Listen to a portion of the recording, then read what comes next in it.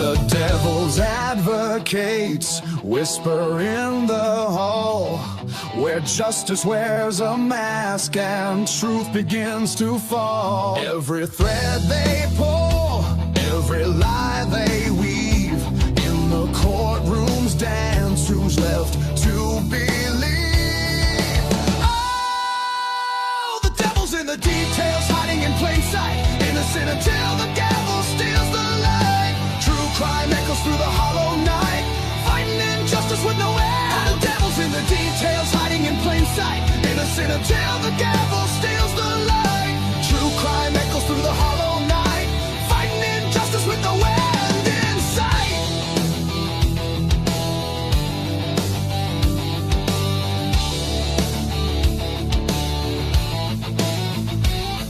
A photograph fades where the truth once stood.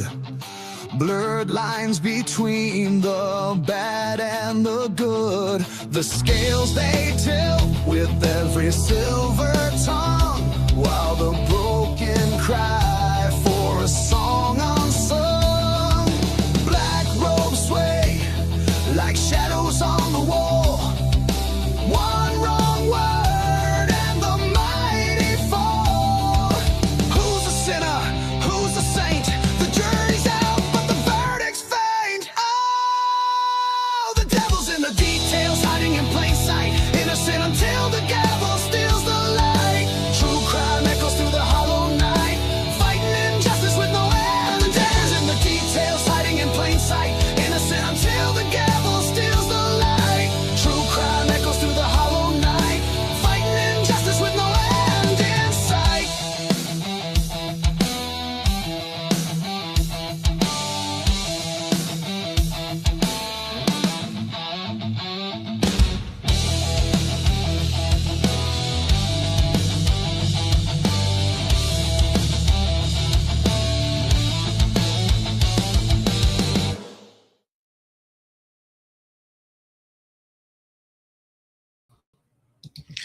All right, everybody, welcome to another Crimes After Dark. You got a wave. It looked like I got a wave backstage already, letting me know that you guys can hear me. Fantastic. It's good to have my panelists backstage waving like the hands in the air like they just don't care.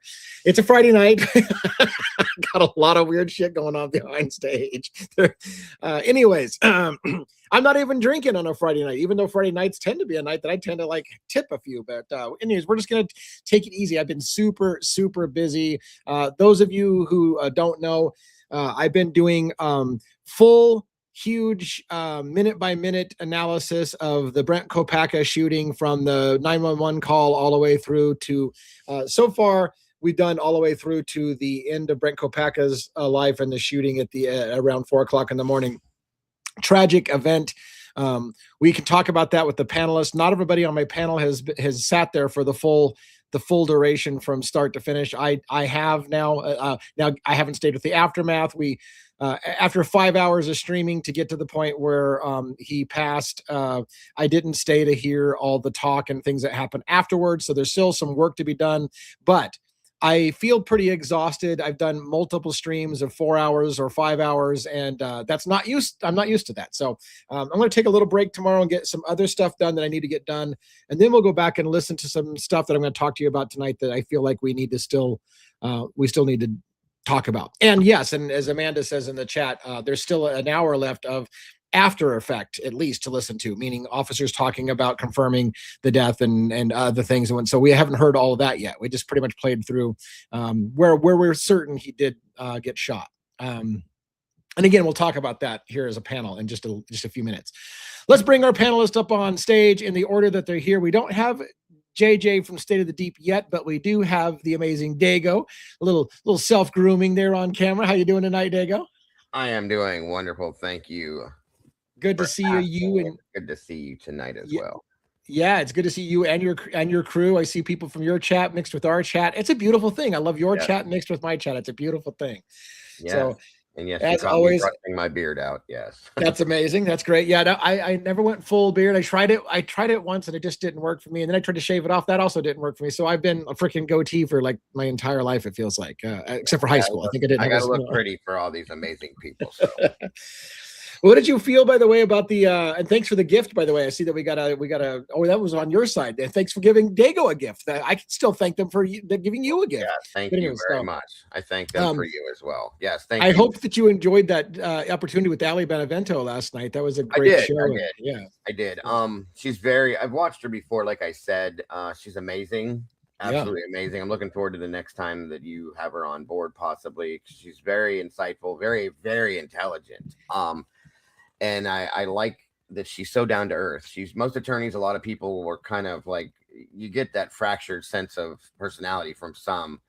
She's real like the rest of us folks, and I really enjoy her sense of humor and she's just there. She's real, so it was funny because I think I knew her as a South Carolina lawyer, and then when she mentioned something about being a New York girl, and then I watched her go after one, and I was like, oh, it was almost getting awkward. It was almost like, holy shit, she's got a beef with NYPD. Speaking of that, let's get one on the screen. Did you take that personally when Ali was like, oh, it's you and you NYPD? Yeah, that was great. It was great. Good, definitely.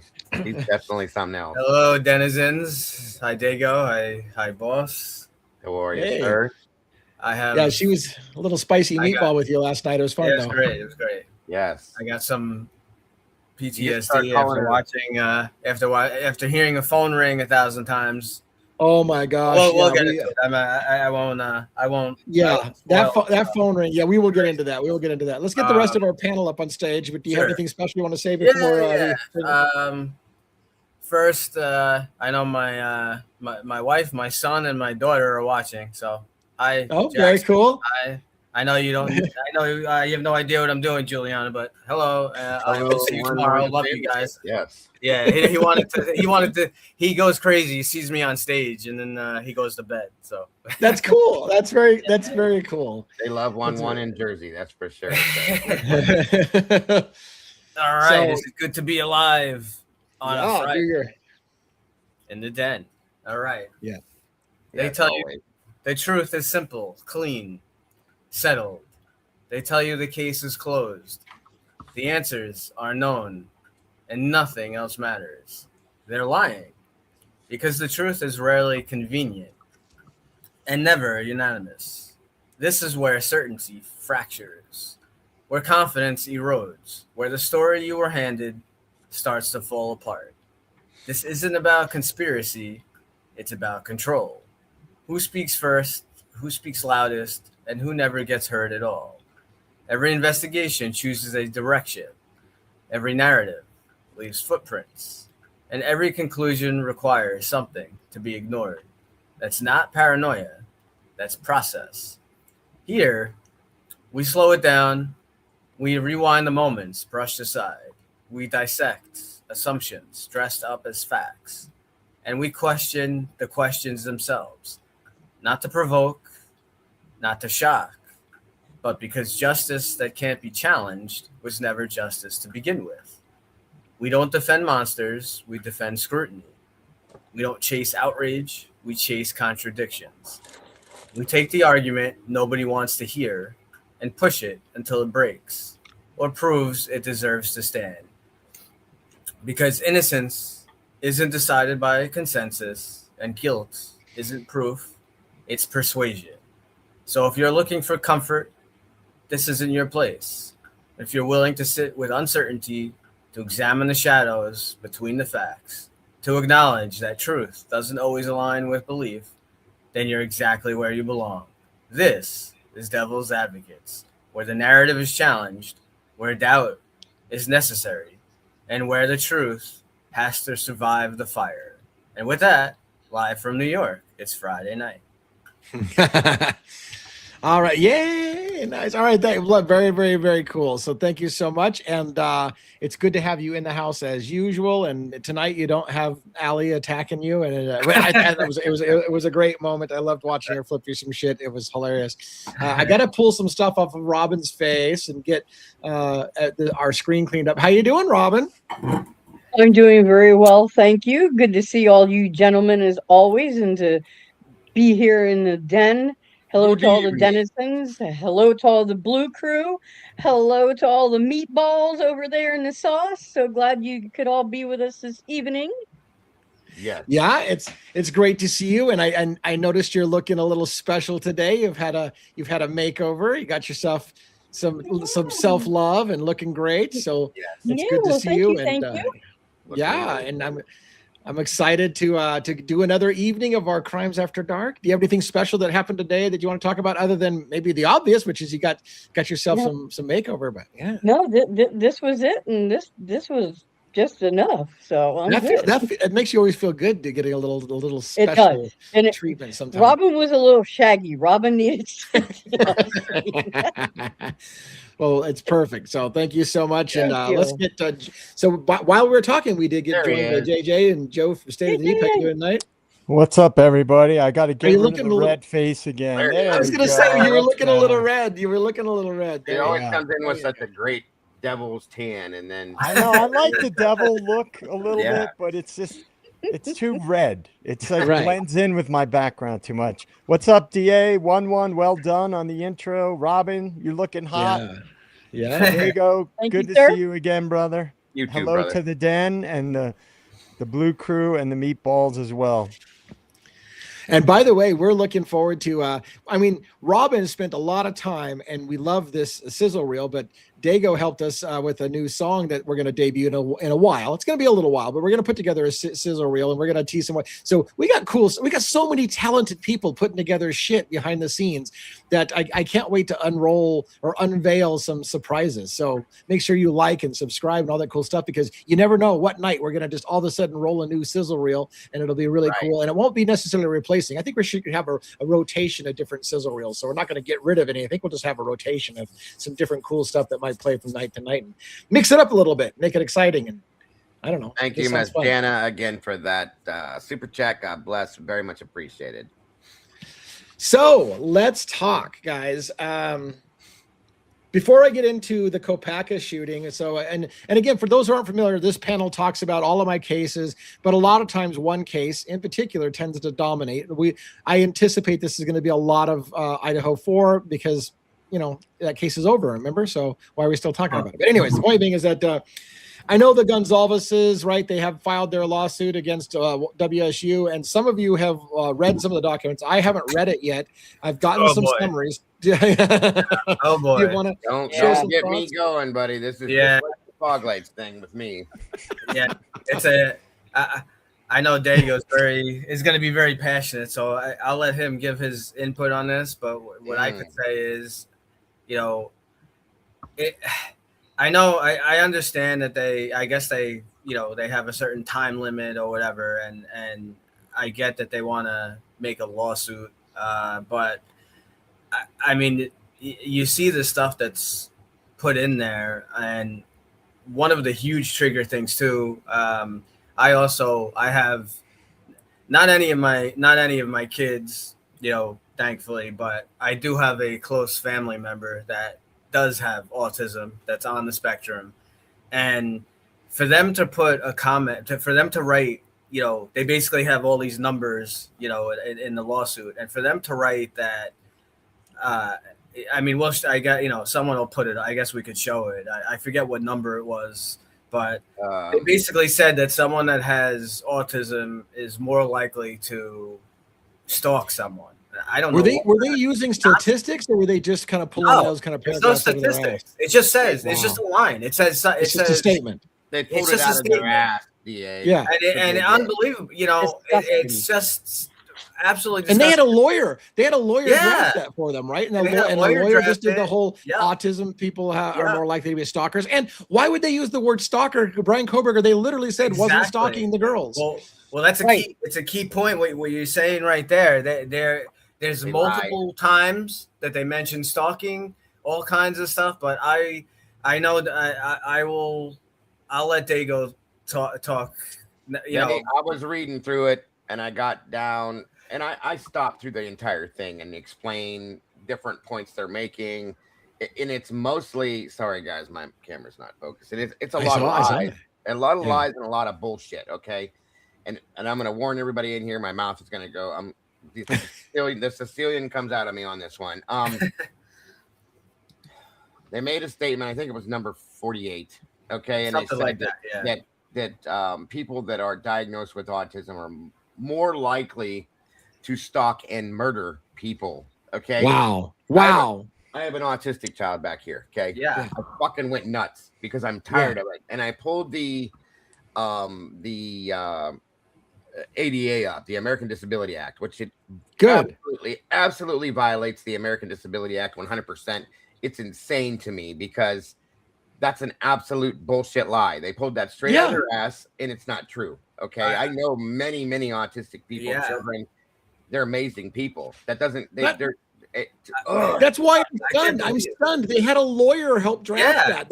They literally tried to make a statement that autism is more likely to be a stalker, and that's something that no lawyer should have signed off on putting that out. I can't believe a lawyer. I can't believe a lawyer put his name to that. Shame on them. Whoever that is, yes. I mean, you look at the name. I may end up sending a letter to their office. It's disgusting. Really disgusting. I mean, that was the worst. I mean, there's a whole bunch of other contradictions and stuff. Yes. But that was the worst. That was the absolute worst line. Yes, 100%, Amanda, absolutely. And it's insane. My son is one of the most amazing people I've ever met in my life, okay? I can't even describe it, okay? To hear something like that tells me that you're specifically targeting somebody with a disability. Yeah. And is this what we're looking to in the future? Do we get to look forward to this in the future? And I'm not fucking playing with it. I'm just not. So... No. It's disturbing on many. It's disturbing on many levels. Again, it's disturbing because even the prosecution said there was no evidence of stalking. They had to correct that and said there was no evidence he was stalking him. So how dare they put out a document suggesting that he's more likely to have been a stalker? That's a mistake in the first place. Blaming autism as being the cause of stalking, that also is disgusting because again, in the whole, I mean, if this had gone to trial, his autism, if that was true, right, with that, if would have been a mitigating factor for the death penalty because the jury would have been more likely to execute him because he just doesn't look right, and so they would have to explain to a jury his medical condition because they're going to be more likely to, just like I hear at the coffee table. Well, that creepy guy, look at how creepy he is. Of course he killed him. He looks creepy. That kind of shit is a problem in our country. Yeah. And people don't understand that having a flat affect doesn't make you a killer. No, and that's what this document does. Essentially, to me, it just underscores the fact that somehow, some way, you can magically look at someone and tell whether they are a stalker or a serial killer or any kind of criminal at all, just by the way that they look. And it's just absolutely disgusting. Do you guys do you have it backstage, the document? I do. I do. Even if we just if you want to post it, yeah. Even if we highlighted that part. The irony is, like, look at Ted Bundy, this charming women thought he was good looking, he was educated, he was gregarious. It's popular, that kind of statement. I tend to think that that's just designed to get attention. We know that Steve G loves attention, and I believe that kind of stuff is just designed to stir shit. Because what lawyer would make a statement like that? How can a lawyer put his name to that? I can't believe it. Yeah. In light of the facts I of hope the case, this thing goes to court. I do. For that reason, right there alone. Right. And I hope WSU just annihilates the shit out of that case. It sounds. I mean, again, I don't want to speak out my ass because I didn't read it, but it sounds the way you guys are presenting it like it starts out as short shit and doesn't get much better. All kinds of contradictions and all kinds of shit about. Well, they mentioned stalking multiple times. Like, what are you talking about? And the key takeaway. I thought we heard at the plea, right? That. Yeah, and the key takeaway that I want to know is because I asked one this, so I want to ask Dago. Was there anything, if you read the whole thing, was there anything in that document that gave us a new insight to the case that we didn't hear? Like some shocking revelation that you're saying, by the way, this is something that didn't come out in public, but it proves that Brian Koberger was a stalker. Like, did they say some new piece of information? Nothing, but there's some other pieces of information that if you want to talk about this tonight, I'm going to throw some things at you that are kind of important in my opinion that we've been looking into. So let's do it live. Let's go. Do it. Do it live. Absolutely. Let me find this statement for you though, because I'm gonna at least the page that it's on. It's sickening. And you won't even believe it until you see it in black and white. I can't believe that an attorney of all people put his name on this, knowing that that's what I'm having problems with already. Yeah, it's sickening, but it's here in black and white. It's backstage, bud. Why is it not letting me add it to the stage before presenting? Remove other media. Oh yeah, sure. Let's do that. There we go. There we go. So it's all numbered, okay? And all this is set up is it's numbered in order to explain the reasoning behind the different things that they do at WSU and all the programs. This is another important part, though. I'll say this real quick. WSU has standard operating procedure and protocol in place to deal with situations such as what they're accusing WSU of doing and ignoring with people like Brian Koberger. Okay, they have these protocols in place. In turn, a college is not going to ignore these accusations and just keep on living life day after day, going to school every day without looking into this, knowing the lawsuits that they could face for allowing this to happen. So there's that first and foremost. But reading through just a couple of these, the highest rates of stalking are experienced by students 18 to 24 years of age. Sure. Most stalkers are also students. Okay. Stalkers on college campuses are more likely to be acquaintances of the victim, such as classmate, friend, or someone else they recognize. Those diagnosed with autism spectrum disorders are also more likely to engage in stalking behavior. Well, there it is. Yeah. So stop. I mean, I already have a problem with 42. Over and over again, there is no connection between Koberger and any of the students that were in the murder. They said that repeatedly. We can find no connection between him. Why are you even listing? Well, he's most likely to have known the victims, but he didn't. Like, they literally told you he didn't. They have no connection. Why would you even put that in your lawsuit that he's more likely to have known the victims? But they literally told you he didn't know the victims. Then they're like, well, he's more likely to be a stalker. They literally told you he wasn't stalking any of the girls. Like, what is this? What is this document even doing? It's telling a whole slew of lies and trying to give them a reason to go. Listen, I'm going to say this. This is my own personal opinion. This is either one, a huge fucking money grab, or two, they're in a roundabout way trying to get more discovery. And I kind of respect that side to it. But to do it this way and to throw anybody that is on spectrum under the bus that way, you need your fucking head kicked. I'm sorry, but you do. So that's the most important statement here, Lee. That's the worst statement I saw within this whole thing.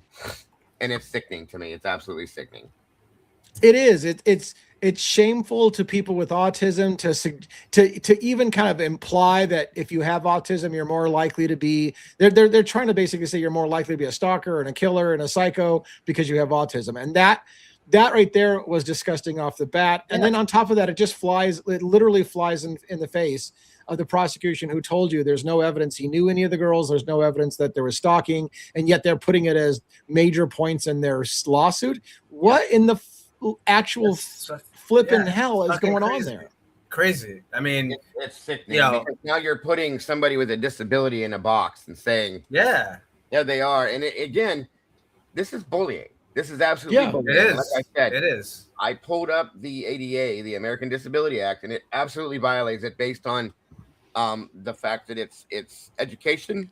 This is bullying, like I said, and you're taking somebody and you're taking them, they're already dealing with a situation, and you're putting them on the outside so that they can be picked on and separated from the pack. You know what I'm saying? There's a word for it. I can't think of it, but segregating them. There we go. Yeah. And that is absolutely against the ADA. So I hope this is either thrown out or there's a countersuit filed, because this is sickening to me. Absolutely sickening to me.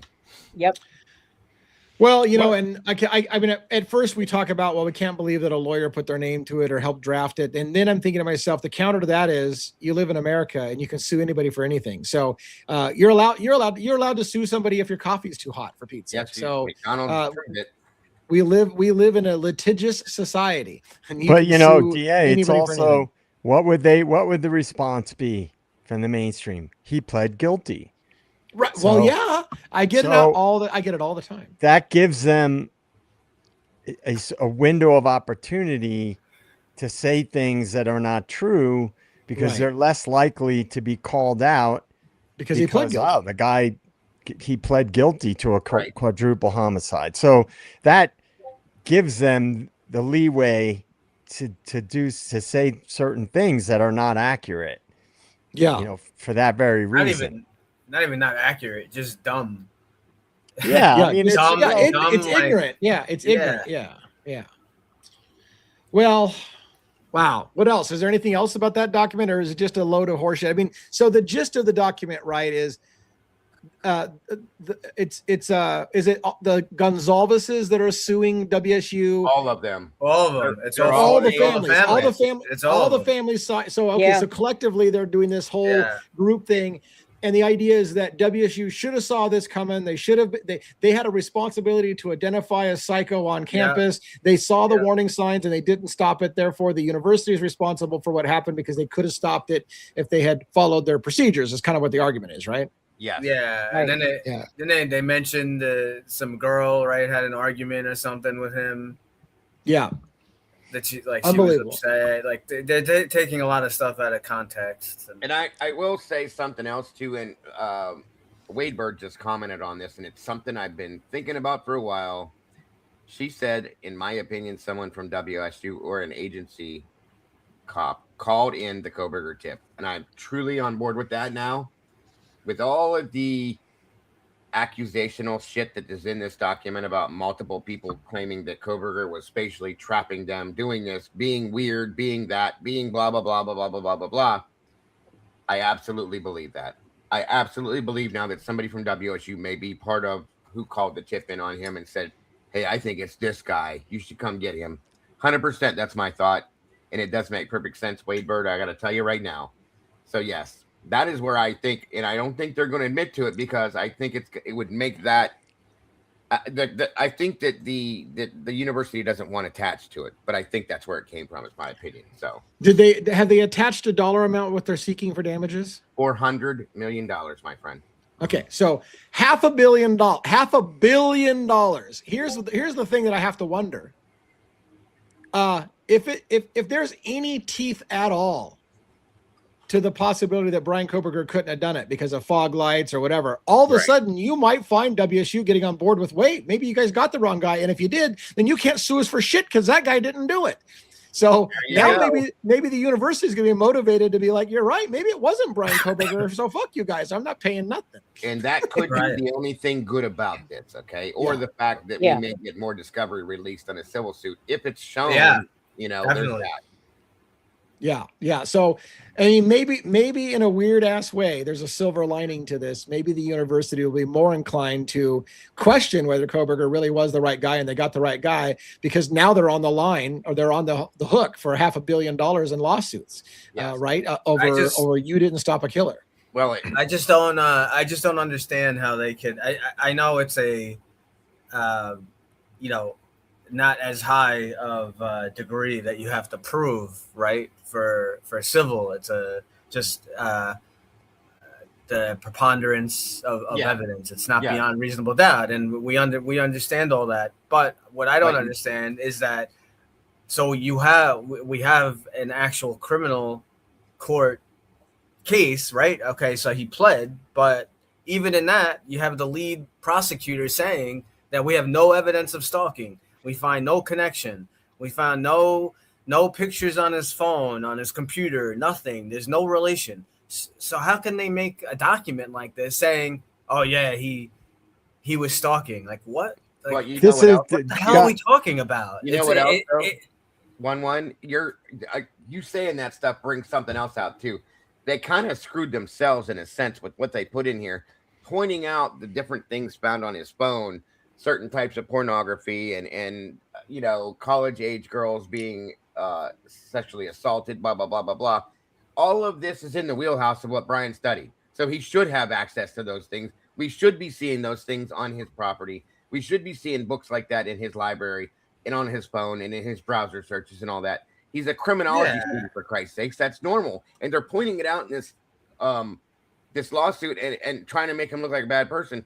So did you expect him to have like Food Network bullshit on his phone or something, being a criminology student? Yeah. I mean, it's stupid. Exactly. Right. And what? And he's a crazy bastard loser, right? Because they found porn stuff on. Are you kidding me? Let's go check. Let's go check all the phones at the university and see how much porn you find. Well, this is a slap suit. This is what would be considered a slap suit. Yeah. So you can file a suit that has no basis. It's called the slap suit. And then the idea is you want the other party to settle. That's the whole purpose of a slap suit. And thank you, JJ. If they settle, they just want a settlement. Right. They just want a settlement. They don't plan on going to court. Yeah. If they settle, then shame the fuck on them. That'll prove that this was a money grab, and they can. I have no condolence for that point at all whatsoever. I'm sorry. All right. Well, I'll try to read through that myself if there's anything that I have to talk about, and I'll add some thoughts. I want to kind of transition us to a new thing, and I for one's sake, I want to preface the start of this conversation with this. I mean, would you would you pick up the phone? Dude, just come to the phone and answer the phone. I'm gonna grab my holy water. Jesus. Oh my God. God help us. Anyone? Brent, answer the phone. Brent, can you come to the door so we know you're okay and you're in there? Brent, please. I crashed out Good God. watching that shit. Oh man, you missed like another hour or two, JJ, after the same shit over and over again. Brent, come to the door. We just need to know you're okay. We want to help you. Don't worry, Brent. We're gonna help you. We just want to arrest you. Don't worry. You have nothing to worry about. Come to the door so we can arrest you and end this. Yeah. Okay, guys. I almost stroked out watching that shit. I started falling asleep. That's why I had to leave. I was like, I'm sorry, Lee. I gotta go. I can't do it anymore. Well, that's what's funny. You guys are all talking about how bad it was, and some of you left halfway through it. I listened to that fucking phone for 8 hours. Yes. So for those who aren't aware why we're reacting that way, they had a call rotation where pretty much every 3 minutes they would call a negotiator's phone and let it ring for 45 seconds, and then constantly they would tell Brent Kopacka, pick up the phone, that phone's for you, you need to pick up that phone. And it happened every 3 minutes for 45 seconds, and it drove a lot of people batshit crazy. And they left the show because they couldn't handle listening to it anymore. And I sat through the whole fucking 8 hours of that phone going off every 3 minutes for 45 seconds of constantly, the phone's for you, Brent, pick up the phone. The thing that kills me is they didn't try something different ever. Yes. They just kept doing the same thing again and again. And the guys in the background going, I think it's working. Oh, yeah. Okay. Sure. So this is the important point of I didn't see the last part. I guess you did it earlier today. I'll watch it, I guess, later. Yeah. The main point of what we watched. All right. So, I work for NYPD, obviously, and we have the Axon camera here, and this is the same thing as you guys reviewing obviously shootings and all this different stuff that goes on. We do the same thing here. We do it even on a smaller level, like a lot of the calls and stuff that you guys never get to see. Why? It's great training mechanism to show someone. Maybe someone they don't notice that, maybe when they did this stop, they were standing too close to the stairs, or they were standing in the middle of the street. Like, you get a lot of tunnel vision, a lot of stuff goes on. So it's great training to be able to review and even low level calls. But so, the common phrase that people say all the time, right? It's easy to, Monday night quarterback. You would do this, you would do that. What I can tell you, no, I am not a hostage negotiator. Yes, we do have them, of course, for, NYPD. I do not work for SWAT.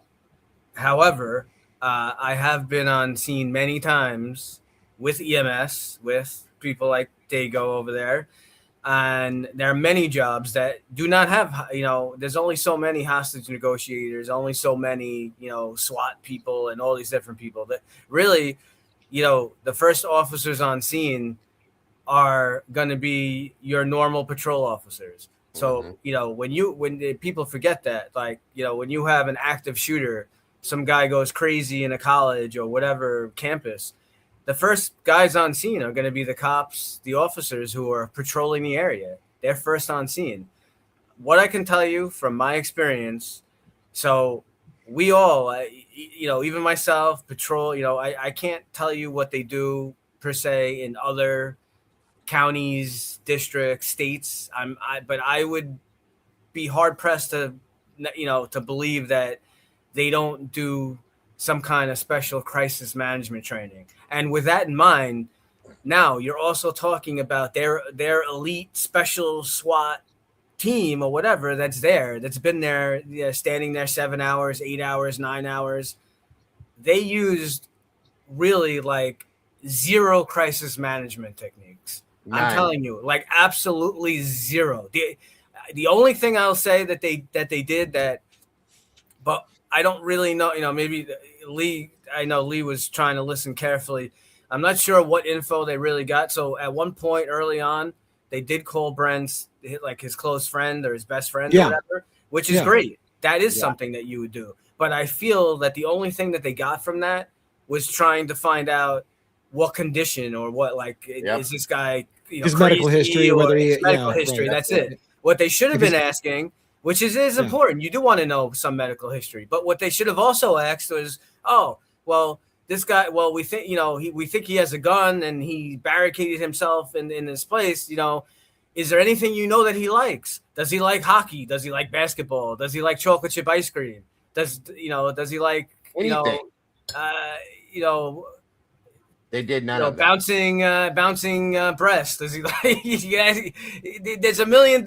There's a million. Tickle bitties. Anything. Tickle bitties. Listen. Listen. If he's like, oh, this guy, he's a real son of a bitch. But you know what? He loves escorts. Okay, let's go get a freaking escort. Bring him over, and if that can make the situation safe, albeit what I could tell you. From my experience, we were talking about it last night. I know Dago was still in there. I've actually used this myself. I actually had just real quick without going too long in it. I had a situation once in Manhattan when I used to work there. This guy was huge on some kind of drug. I think he was like 6'8". Looked like he probably could bench like 1,000 pounds. I don't care how many cops you had jump on this guy. This guy would have caused damage. He was angry. I don't know what he was angry about.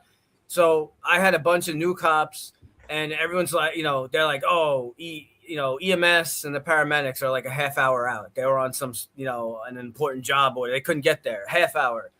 How are we gonna contain this guy for a half hour? It's gonna be a shit show. What I did, I thought outside the box at the moment, and I decided I put on some hip hop song over the, we have a loudspeaker. So over the loudspeaker, I started playing music. You know what happened? The guy started dancing. Yeah. And yes, from the public, it may have looked like, oh, look at these asshole cops. They're fucking making fun of him. They're laughing. Yeah, there were some cops that were laughing, but you know what? Yeah. Guess what? Because no cops got hurt. The guy didn't get hurt, and we were able to bide enough time until EMS got there. So they should have tried to use some kind of thing with music. Music. It doesn't always work, but at least try it. Try something. Food. Yeah. There's so many things that don't make sense. Female officer, maybe. Yeah, I mean, there's a million things. They had a female officer on scene. Yep. And then the big person, we will mention, we were tagging on this thread. We do have, we kind of have a reason now why Payne from Moscow was there, because Payne is in charge of the drone program, and they had a problem with the drone, and Moscow, I guess, has more technology, more toys. So they were calling, they wanted some help from Moscow. So it makes sense for Payne to be there. Well, don't we know that Payne is part of the 82nd Airborne, that he served in the military? Why not? So how do you not use that? Why not use this guy? Maybe he can relate to him on a certain level. Like they just, as JJ said last night, it just, I agree with him 1,000%. I felt like they're just going through the motions. Like it was meant to be. They could care less about. I know they say, "Oh, we want to help you. We don't want to hurt you." No, bullshit. It does not come off that way. They didn't try to. They did. From my opinion, guys, it didn't look. It looked like their point was, and Lee brought this up yesterday a couple times. I think you said it, where that they referred to the fact that they kept talking about taking him out. Well, I'm telling you, after what I heard last night and what we watched and listened to, it truly looks like that was the overall affect they were going for. Period. They weren't trying to shut it down. Guys, you guys have seen things on TV. You've seen hostage situations. One knows this. I know this from being on scene for these at EMS. After there's no sound coming from somebody within a situation that's holed up in a situation, they either storm the area or they have a way to check on him.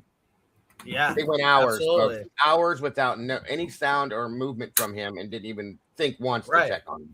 It makes no sense. And I'll tell you what else. I'll tell you what else. The big thing that they should have changed too, other than besides also, and I'm sure Dago had. I think you kind of said something about it last night. I thought I heard you. Not only should they have tried, music, food, talking about sports, something, anything. Besides from that, all that stuff. The other thing that you need to try, and this has happened many times, and I always. This is one of the training that goes to the newer officers too, because sometimes again, people get like a tunnel vision and they get like this ego.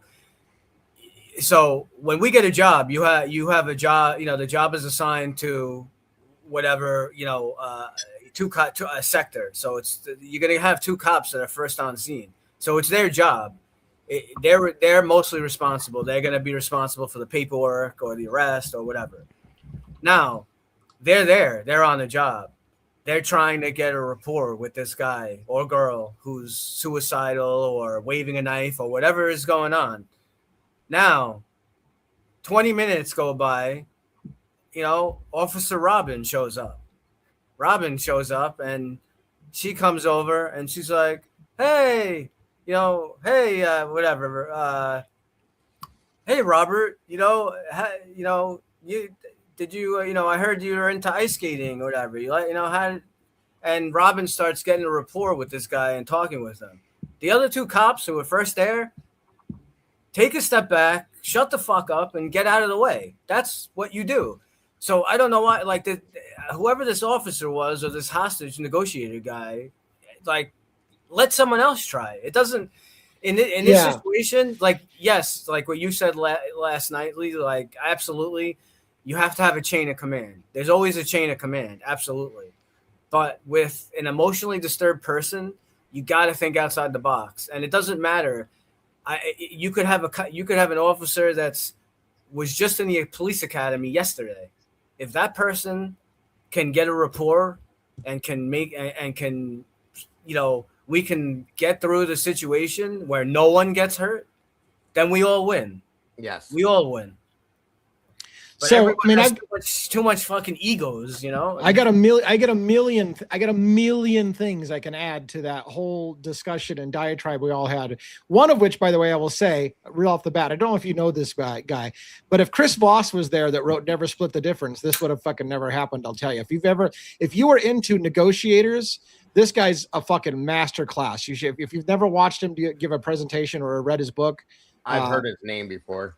Oh my God, he's fucking insane. Some of the stuff that he's negotiated is insane. But anyways, a lot of things they did wrong. they could have, for example, and I don't want to, I even said at the end of all of it, when Brent Kopacka was shot and killed, I said, I don't want to nitpick everything. Like, I don't want to pick on the police for every little thing they did wrong and everything that went wrong, because look, it's a stressful situation, and everybody, I said, and we can, hindsight's 2020. We can go back and show all the mistakes they made. But having said that, we know that there was multiple negotiators there on scene. Nobody even picked up a bullhorn to try to talk through him through the window. At one point, the window, for a long time, the window is shattered out. They can talk to him through the window. No official professional negotiator even attempted to work with him through the open window. All they allowed is one guy to shout the same fucking thing over and over again for 8 hours. Literally, at one point, late in the fucking thing, they say, hey, do you want to try something else? He goes, no, I think this is working pretty good. It was a joke. Like, how is it working pretty good? He's literally hasn't talked to you for like 2 hours. You've done nothing but say the same thing over. And he goes, no, I think we're doing pretty good. I think this is working pretty good. This is working pretty good. Shouting to the door and you get no response. It was the most ridiculous negotiator I've seen. Go ahead, Joe. Patty Barnett had said something in the chat a little bit ago. Like, he just wanted cigarettes. Yeah, right. Fucking cigarettes. Several times. Brent, several times he shouted about cigarettes. You need some smokes, or absolutely. Jim of coffee or a Pepsi and a pack of cigarettes. Absolutely. It would have changed everything, in my opinion. Yeah. It literally, he raged about, he came to the front door, they think, this came out later. When he first came to the front door, he had a cell phone and they believe a pack of cigarettes in his hand. Yeah. And then he left the cigarettes and the cell phone by the front door. And they literally were like, I think he left his cigarettes at the front door. Like, we could just let him go get his own cigarettes. And so he's raging about fucking alcohol and cigarettes and whatever. And it was about, after 8 hours of a standoff, it was about a half hour before they killed him that they said, hey, maybe we can get you some cigarettes. What's your brand? And I'm like, after fucking 8 hours, you're going to finally ask him if you can get him a pack of cigarettes? You could have built some rapport at the very beginning of this by just letting him get his fucking cigarettes. Yeah. But you didn't. They didn't even try. They didn't even try. That's the thing. No. They didn't even try or think about it. Yeah. Whoever they weren't giving the appearance. Whoever that guy was in the beginning was wrong from the start. As soon as he said, come out or you're going to be arrested. Right there. It went over right there. They were done. Go ahead, Joe. What were you going to say? No, we talked about it last night. They were basically doing the cursory, minimal, to be able to say, look, we waited all these hours, right? That's exactly it. Like, they would, but you could, in my opinion, and I think most of you all will agree with me, they were not, they, in my opinion, I don't think they wanted it to end peacefully. No. I think they had to give the appearance that that's what they wanted. So they did the cursory minimum of what would look like, Brent, we don't want, whatever. It just, that's honestly what I felt. And I am not anti-law enforcement. I agree with you. At all. And I want to enumerate for people all the reasons why I believe that they may have wanted him dead from the beginning, because it starts at the very beginning. Near the very, very beginning, when SWAT showed up, one of the first things SWAT said was, well, we've already got attempted murder. So here's the ways that, we can shoot him. He was literally laying out, if you see any reason to shoot, go ahead and shoot him because we've got him on attempted murder. Yep. And I was like, you don't have fucking attempted murder, you moron. Like, somebody, and to be fair, somebody made the mistake of saying, we at least have a felony threat. At most, we have attempted murder. But that guy heard that and then ran with it and said, well, we have attempted murder, so we can shoot him. And I'm like, you don't have attempted murder. Like, nobody's had their life attempted murder. He didn't shoot a gun at that point. He hadn't done anything. And that was early. That was early where the guy said all the reasons, and he laid out all the narratives in which they can go ahead and shoot him. And it seemed, it just felt like the entire time somebody on that scene wanted him shot from the very beginning. Yes. That was problem number one.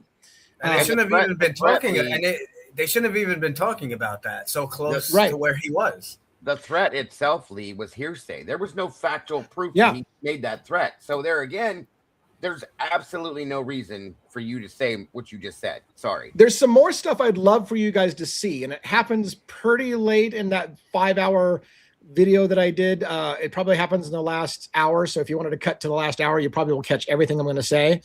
There was some weird moments, and I'll tell you that's what I picked up on. There's a lot of weird moments, but going to the negotiation thing and the wanting him dead. Somebody showed up and they said something to the effect that you could hear officers talking. It was redacted with the black screen again.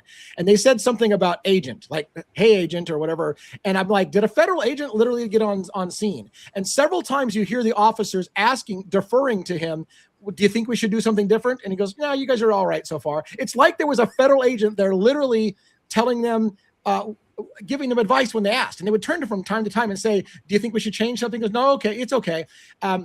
And so that was one thing that was weird. And at one point, he finally, basically, that same guy basically tells him it's okay to advance to the DD, which is like to do an assault or step it up and change their tactics and force the I forgot what DD stands for. It's like divergent deployment or something like that, or directed deployment. They change their tactics and they up it to up the game and force the guy to be kind of shell shocked and make mistakes. It's used when negotiations have stalled. When nothing's happening, you're making no advancement, then you go to this DD deployment where you force the issue because the negotiations are stalled. And that agent, who looks like an agent, tells him you can go ahead and move to this next step of just forcing the issue. That's when they decide to shoot gas canisters into the thing and a ferret. So a ferret round was designed they launched it through the window and they exploded it in the room to cause damage and to flush him out. Distractive devices. It wasn't just distractive devices. DD was it's an actual type of it's the term of the it's I more know than what that. It's you not mean, a and I distractive. can't Yeah, and I looked it it. up and read it during the live. I read it right out of the ChatGPT. It was very distractive, very detailed. Remember too, Lee, they talked about I can't think of the word they used right now, but they said it beanbag 4 times. Yes. They said it twice they did that, which is a less lethal version. Yes. Okay. That didn't happen. To be fair, they didn't do it. Yeah, to be fair, they did have some people. It seemed like they had some people who wanted him dead and some people who didn't, and that's part of the problem. The other weird thing, and I got other things to tell you that are weird. The other weird thing is, while they're doing that, and when this agent's on just as they're deciding to do this DD attack, which is hold on, stand by. We're just gonna do this live. Hold on.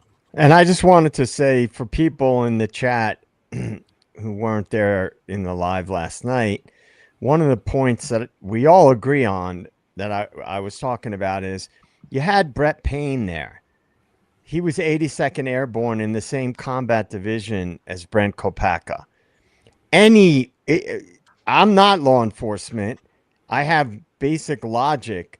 You would use him as the negotiator because he has something in common, not just something in common. I mean, that's a massive thing to have in common with the guy.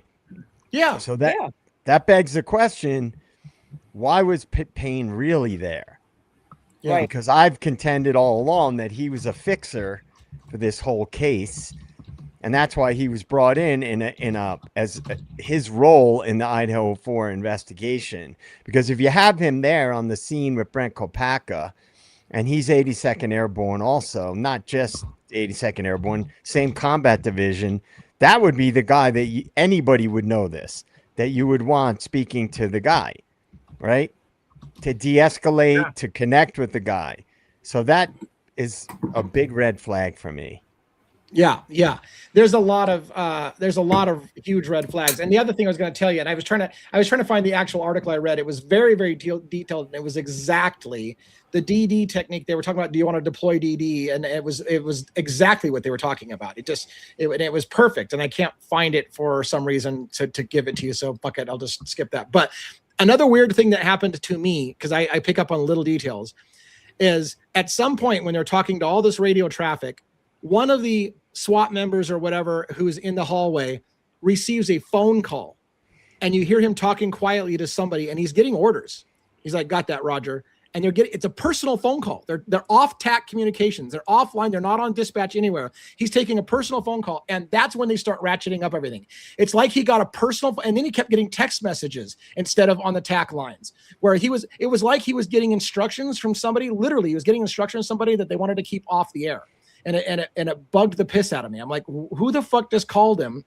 And who is he taking orders from at this point? And then everything changed. Everything changed at the point that he took that phone call, and they ratcheted up things and end up killing him with like in a half hour. There was another couple of disturbing moments I lost my shit on. At one point, you can hear Brent Kopacka yelling in the background a lot, and sometimes it's quite obvious what he's saying. He's like, I fucking hate you, he said at one point. And I just want some fucking cigarettes. I just want some alcohol and some cigarettes or whatever. And he's there's things you can hear very, very clearly. And then all of a sudden, and I shit you not, I lost my shit on the live. You can hear the audio of the officers being stepped down level by level. So you hear the audio drop, and you hear just get quieter, and it goes real quiet. And in the background, you can barely hear Brent Kopacka still screaming and raging about something. When he gets done screaming and raging, you hear them step the volume back up. They literally muted. They lowered the volume to hide what Kopacka said from everybody so that you wouldn't hear it. And then clear as day, the dispatcher later, much later, so that's not what he was saying. Much later, the dispatcher tells you, Brent Kopacka just said he's going to start killing people in the parking lot. And you never hear him say anything like that. Never once. That's why I said that I still have some work left to do, because I want to see every fucking body cam footage from that last half hour of his life, because I don't think he ever said it. There's not a space on there where he could have said it. But out of the blue, the dispatcher says he just said he's going to start killing people in the parking lot. And I'm like, you motherfuckers, he never said that. I almost guarantee you, like I better be careful, because I haven't watched every body camera footage, but I'm telling you, there was no space where I could tell where he could have possibly said that. And I don't know what they muted, but it wasn't that. So they lowered the volume and didn't want us to hear. There's several times, even on the dispatch, where they said, Brent Kopacka said, and then they wouldn't play it for you. Brent Kopacka just said, and they wouldn't play it for you. And the only time they said, Brent Kopacka said, that they told us was, Brent Kopacka just said he's going to start killing people in the parking lot. That's what they let us hear. All the other things that he said, they wouldn't let us hear. So, which is bothersome. I got it. So for those of you who are wondering, just a quick reference, tactical DD deployment. It's a method of positioning people, resources, or capabilities in layered depth rather than a single line. So failure at one point does not equal total failure. It's used in military, law enforcement, security, and tactical planning contexts. It places forces or assets in multiple layers, so an adversary or whatever must fight through stages, not just break one position. It prioritizes survivability, control, and reaction time over speed or forward aggression. God, you're killing me. I want to read the one we read, because it was absolutely it was way better. Hold on. It's driving me nuts. You guys talk for just a minute. I'm looking for it too, because I know what it means. I remember hearing it in the past. It was verbatim what the officers were talking about. I'll guarantee you. Hold on a second. Well, what I don't understand is, why would you not? There it is. Found it. Go ahead. Good. All right. In SWAT, DD is referred to as dynamic deployment. Sometimes called dynamic entry. It is a fast, aggressive, tactical situation with rapid movement to gain control of a situation. It involves quick entry, breaching the doors, rapid movement to dominate rooms and space, immediate control of the suspect. SWAT typically uses it when basically they talk about when negotiations have failed, or shots have been fired, or there's imminent threat, and it goes on and on. But it was exactly what they were talking about doing. It was a dynamic deployment. They were going to move to a fast, aggressive attack format to shell shock him and take him over and overwhelm him, is what they were looking to do at that point. So, and look, like I said, it bothers me that they dropped out audio so you can't hear it. It bothers me that I really, at this moment, don't believe Brent Kopacka told them he was going to start killing people. I think they said that because it was going to give him a pretext. Another shocking moment that came out of it was the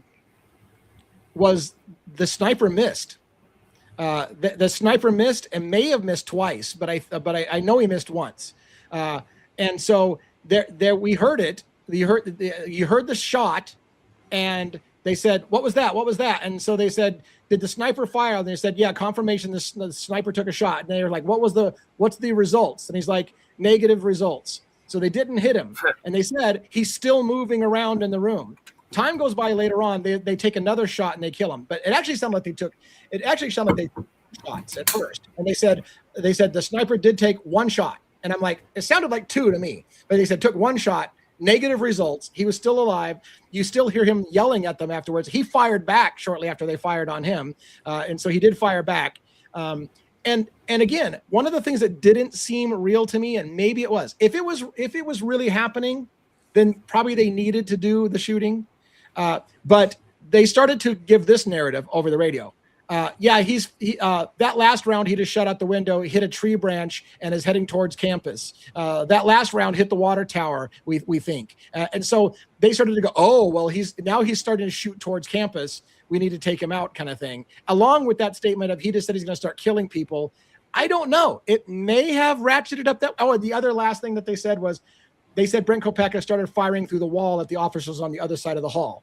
That's what they said. So they said that I just saw a hole come through the wall. He's shooting at us in the apartment. And so those were all the aggravating factors that led to the sniper killing him in the last minute, was that he was starting to shoot at cop cars in the parking lot. He was threatening to kill people in the parking lot, and he was shooting towards campus and then started shooting through the walls at the officers on the other side, allegedly. There's a lot of trust me, bro.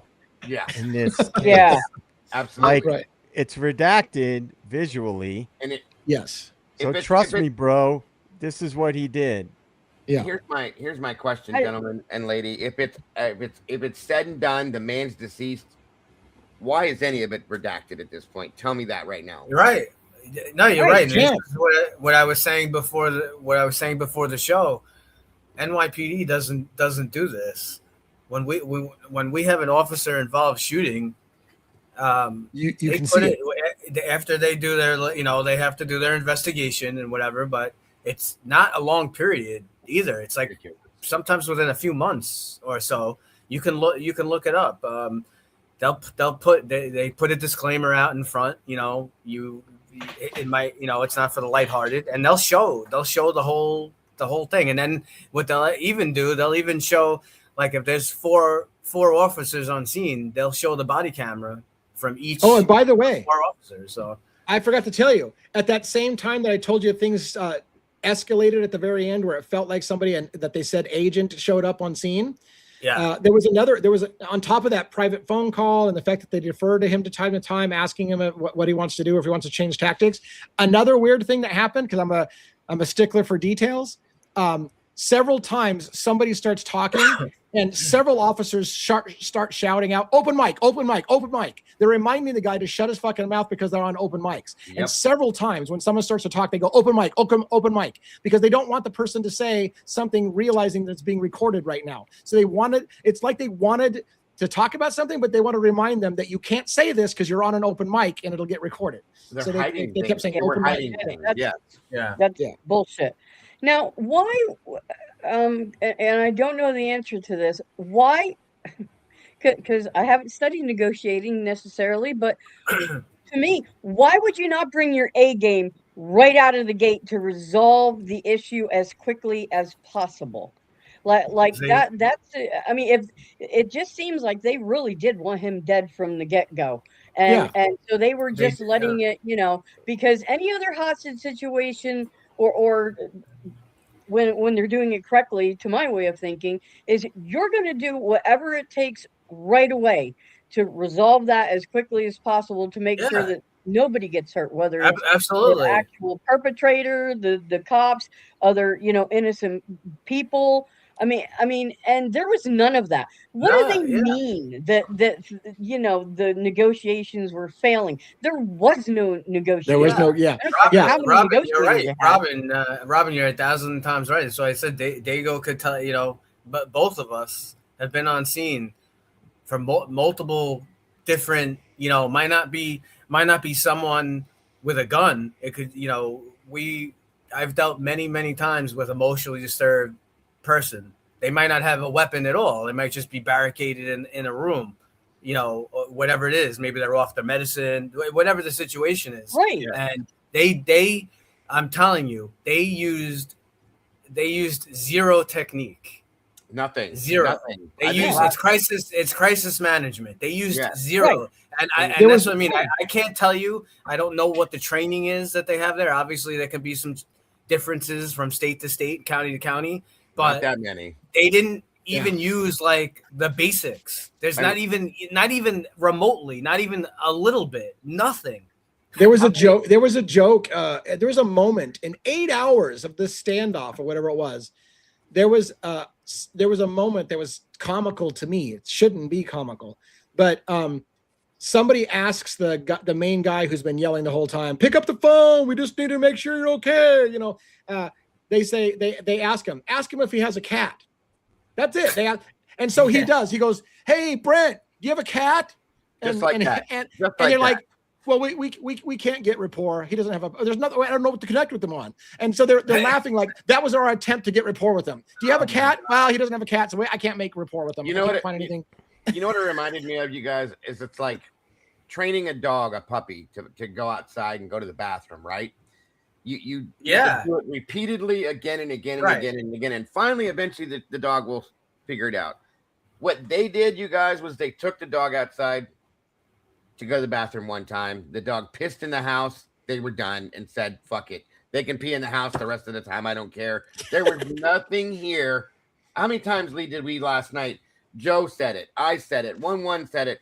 Why don't they try this? Why don't they try that? We brought up multiple tactics they had tried. They never even thought about doing. Right. And they just went forward with the stupidity and the ignorance and kept letting the phone ring every 5, 10, 30 minutes, whatever the hell it was. They even had another awkward moment in their quote unquote attempt to find rapport. They didn't actually say it to him. They were joking about it. One of the guys says, ask him what his gamer tag is. We'll challenge him to a Call of Duty match and see who's better or whatever. And I'm like, you guys are literally making jokes like you're going to get in a shootout. You're going to see which one of them are better at your combat skills based on Call of Duty. Like, so inappropriate in that moment. It was sick. It was sick. I really believe that if they would have had a softer voice. I was just going to freaking say that. I mean, come on. Put his mother on the goddamn phone. Right. Okay? Thank you. Yeah. Robin, Mom, I swear to God, I was just going to say that. Mom would have talked him down. Mom would have said, look, please come out, honey. Most guys, when they hear their mother's voice pleading with them, please come out, honey. Please, I'm going to be there for you. I'm going to help you. You know, somebody that could have had a softer tone and shown some compassion for this man, but they didn't want that. They didn't want that. I mean, I was just gonna say. Go ahead, Joe. Go ahead. I was just gonna say. I swear, I was just gonna say what Robin was saying. I was gonna say, you got an agitated guy who's suffering from PTSD and traumatic brain injury. You're yelling at him, ringing a fucking phone constantly. That's not going to bring somebody down. You gotta bring it down. It brought me up watching it. I mean, you gotta bring it. This is Psych 101. Yeah. This is Psych 101. I'm losing all my points. There's so much. There was a moment at the end, near the end, when Brent allegedly, he kind of can't hear it great, but he basically calls out the guy who's been saying the same fucking thing all night long, saying, I'm tired of hearing your fucking voice. And he gets pissed and goes, well, I'm not going to stop talking. I'm going to do this all night long. And he wouldn't let it go. As soon as he said, I'm tired of hearing your voice, the guy went right at him. I'm going to talk all day long. I'm not going to stop talking, Brent. You come out here. I can do this all night. I'm like, that's that ego. That's that ego. You have to be willing to. A lot of cops get that. Usually the more seasoned officers know better. Do you think they were trying to agitate him? That's what it sounded like to me. Yeah, absolutely. Yeah. They did nothing. They did nothing to de-escalate. Nothing. No, they I mean, one of the main purposely escalating. Yeah, I mean, one of the main things is, he's agitated. Whatever he's at. I mean, I think, I don't know how many times come to the window, come to the wall, come to the door. The phone ringing. I believe also the same guy he said it several times as well. He's like, "Oh, we could talk about the situation that happened before." No, you don't want to talk about the situation. No, absolutely you don't want to not. Back to the things that now you're agitated bringing him back to now. He has it right in his memory why he got mad to begin with. You don't want to do that. So was it incompetence, or did they want to agitate him? That's the thing. Was it just incompetence, or did they want to agitate him? That's it right there. It seemed to me that they wanted to agitate him. If these guys were negotiators, then I'm a rock star, folks. I'm telling you right now, because they definitely didn't act like them. Let's talk about the guns. I want to talk about the guns for a minute. The first person that came on scene was that saw one of the roommates. It was Jordan, and Jordan told, I think it was Wade, one of the officers told him, "My roommate has a gun. It's a long gun," and he even put his hands up to show the length of the gun. And the officer repeatedly told people when they said, "Oh, I think he might just have a pistol," and he goes, "Well, Jordan was clear he had a rifle. He even put his hands up and showed me how big the gun was." And so there's been an ongoing question: did he have a rifle or did he have a pistol? Now, here's the other thing that I thought was super weird, and I know somebody in the chat didn't agree with me, but here's what they agreed with part of it. He's been firing a gun off and on at various times. You hear a loud bang from inside, and every once in a while he's firing a gun. It sounds like, and they're saying shot fired again. He fired another shot. He wasn't firing at people. He's firing out the window or whatever. But they kept you started to get used to what the sound of the firearm was.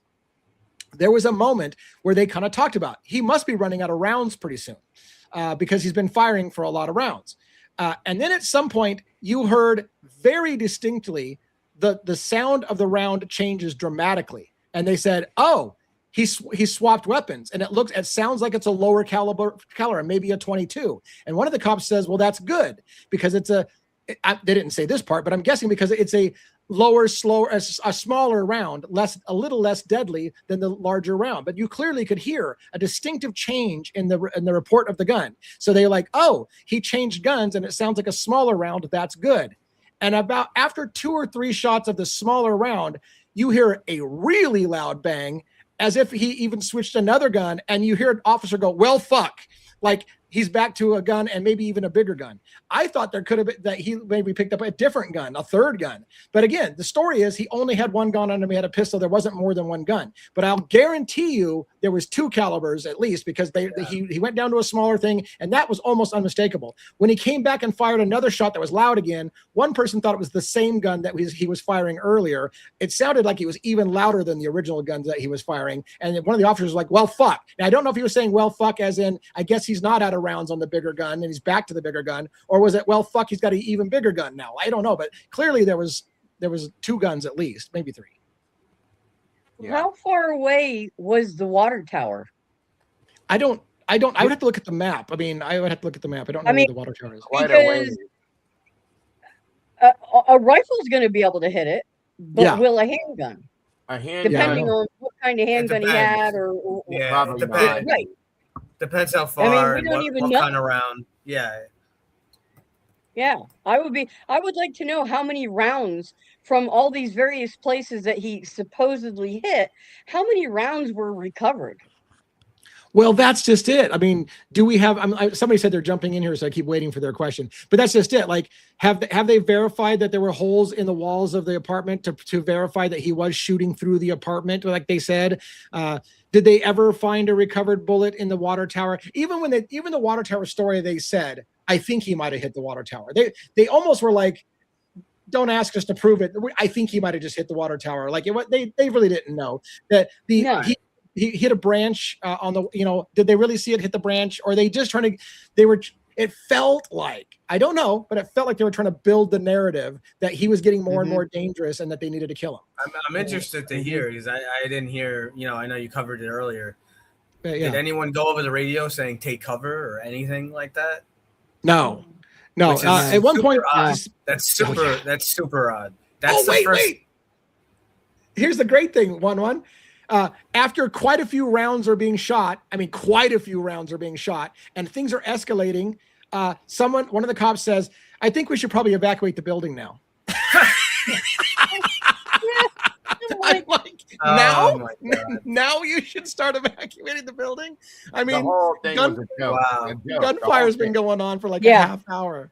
just like when they put the gas, they sent the gas in, this and that, and they're like, oh, maybe we should shut down the fire suppression system. You think after the fact they did all of these things, they did it in the same way. It was almost like they brought in like junior ROTC to run over this whole to cover this whole thing. It was it was just way unprofessional.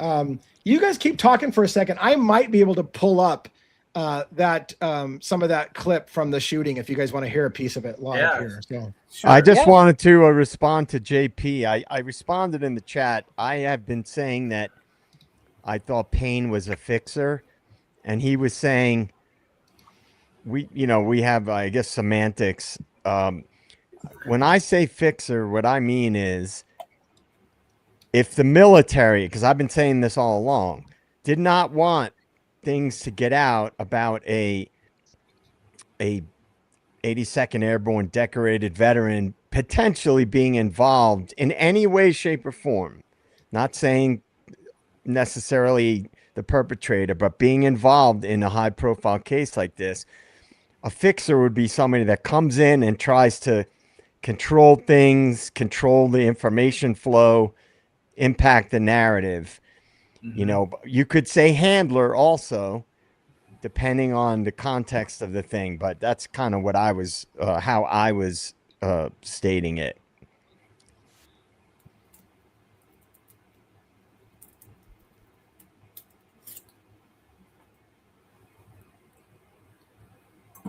You guys talking? I think we need to. Oh, I was just going to say, I think there's a lot of things that with just listening to this that we could definitely request. I would like to know. I'm very interested to know how many rounds were potentially found. What, did they dig bullets out of the walls? I mean, whatever that. I'm very interested in that aspect. I'd like the drone footage, but it'll probably be redacted, I'm sure. But you guys carry the conversation for a minute because it's hard for me to listen to my repeat thing and you at the same time. So I'm going to mute this tab. You guys keep talking throughout. I'm going to take myself off stage, let you guys talk without me. I'm going to go find a queued up good space to show so that people can hear it for themselves. So I'll be back. So I wanted to say something to everybody and get your guys' opinion and the Den's opinion as well. How many things in this case have we discussed that are suspicious? I'm going to be a broken record.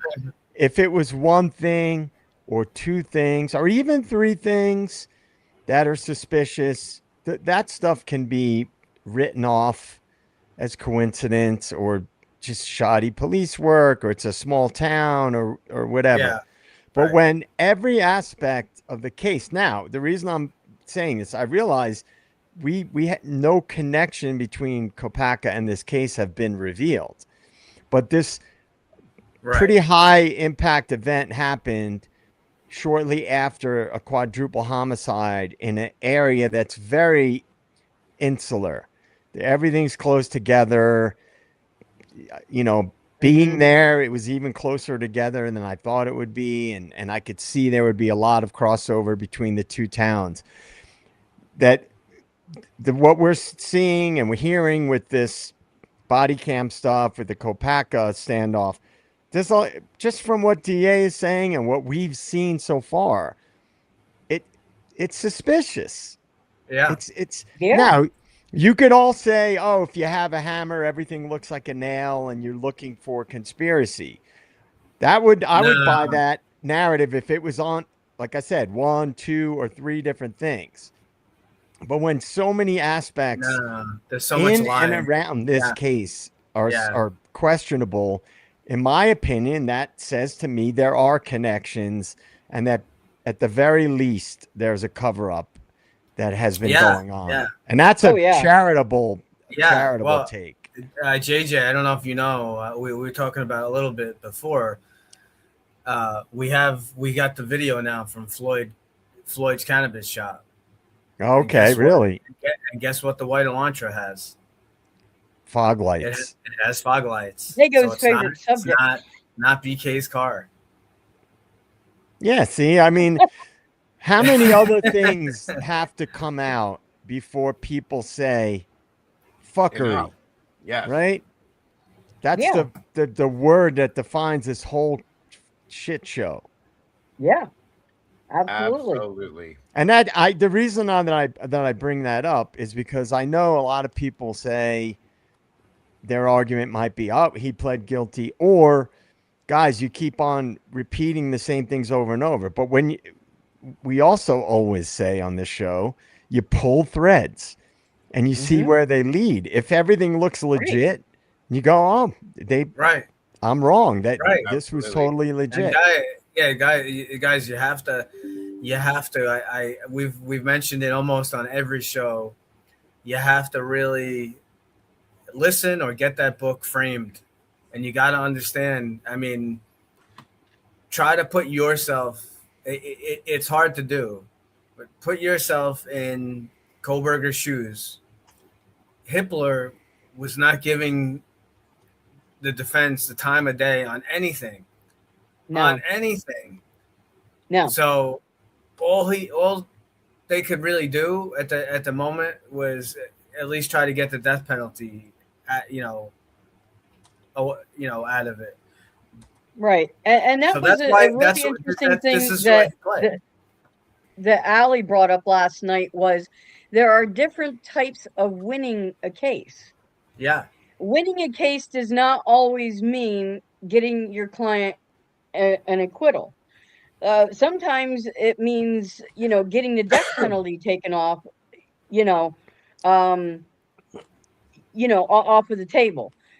Sometimes it's kind of that old adage about, you do what you have to do in order to live another day to fight another battle down the road where you can win or whatever. And I kind of really do feel that this was Ann Taylor's version of doing that, or maybe it was Brian's idea. We don't know. Yeah, maybe it was Brian.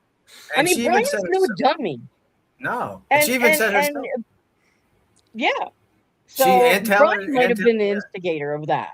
Ann Taylor said herself. Ann Taylor was laying the breadcrumbs out. How many times did she say that ineffective use of whatever the term is, ineffective counsel? She said it herself in court because they were giving her discovery. She was getting stuff like super late. They were passing deadlines, and then they were giving. What did she say? She had like some ridiculous amount of info that was given to her. I mean, look how long it takes to go through. Just look at what Lee is doing. Look at what we're doing. Just evaluating this, 9, 8, 9, 10 hour Kopaka incident, and we're trying to we're listening to body cameras. We're listening to audio. How do you think there's only so much time in a day? You think they wrapped everything in a bow and they're like, oh look, this is this part, this is that part. They. Right. Yeah. All right. It's crazy. I don't know where you guys are at. Am I breaking into a middle of a big discussion? No, you're good. We just mentioned Floyd Cannabis Shop, and I'm gonna play for you about a minute or so of my 5-hour video. Unfortunately, it's too spaced out for you to hear the shots prior. But what you're gonna hear in this clip are two parts of what we talked about tonight. The officers finally, within minutes of killing him, really offering him cigarettes. Finally, after 8 hours of him fucking raging about cigarettes, and they finally decided that they might offer him cigarettes. You're going to hear a little bit of that discussion. Then you're going to hear a very small popping sound, and the officer is going to talk. And you have to listen carefully. So if you have headphones, that would be helpful maybe for this. How they think that he just changed guns. It sounds like it's a smaller round, like a 22 round. And then a little bit of discussion. I'm going to talk a little bit about that and about how there's been discussion about multiple guns. And then it'll come back on and I'll play the audio. And then you're going to hear him switch back to a different gun. And when he fires that larger caliber again, they're like, well, fuck, because they thought he had switched or run out of ammo on the bigger gun and went to a small gun. And then he's back to a large caliber again. And they talk a little bit about that. So I want to play that sequence for you because it leads to that whole, how many guns did Brent Kopaka have? I hope the audio will be fine. I've got it cranked up. as much as I can. So let's, again, if you have headphones, it might be helpful because some of the dialogue is going to be a little quiet. All right, ready?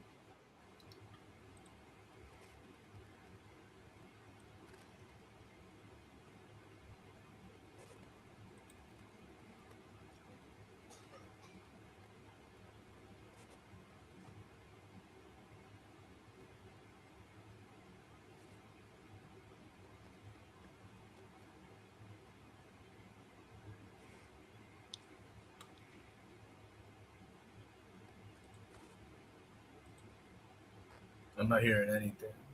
Hold on. Okay. Well, hold on. You are hearing him say about cigarettes, right? No, not hearing anything. No? Oh. I hear nothing. Me. Okay. I thought you were just waiting for the gunshot. I was, but yeah, I wasn't hearing anything. DA, do you have an EQ? No, but I apparently didn't turn the sound on in the tab, so I'm sorry about that. Remove this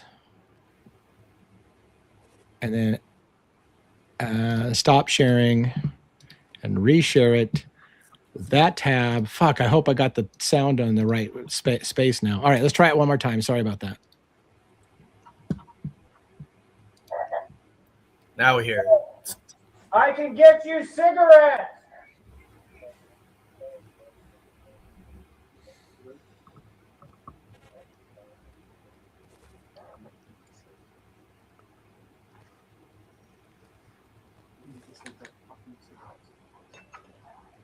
Fred, what kind of cigarettes do you smoke?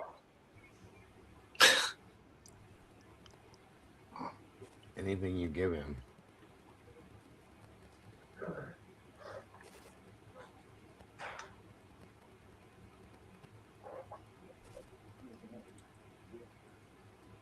Fred, I'd like to figure out what type of cigarettes you want and how to get them to you. There's a bang. Yeah, might be a 22.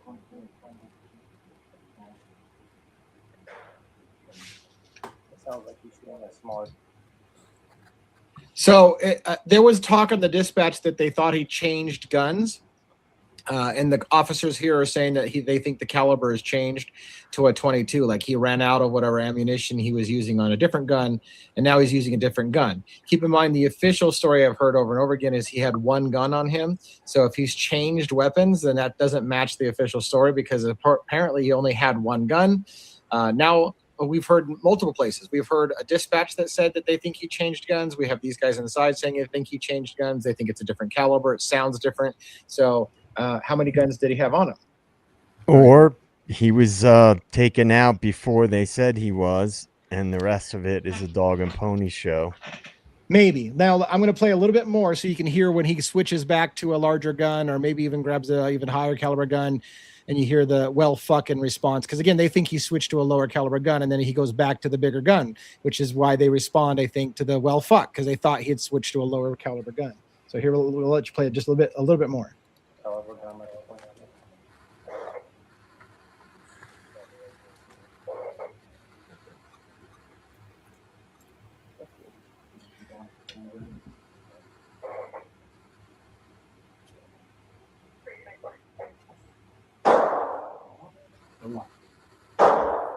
That ain't no 22.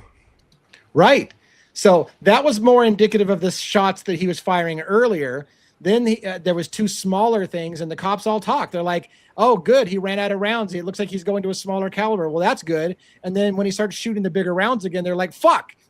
They're like, he's got big rounds still. That sounds like a 9mm. Yeah. Well, you know what I was just going to say is like a 9mm is probably the most common round used for handguns. Right. Or one of the most. I know from when I have gone shooting and stuff, everybody it's very common, and that's the round that you can never get. Military, he could have a 45 too, so. But like that sound that those two shots we just heard, you guys know this probably better than I do, but like a 5.56 is not a big round. You know, like what an AR shoots. And right. It's not. I mean, you guys know that. And like a 9mm is like more of a cracking sound.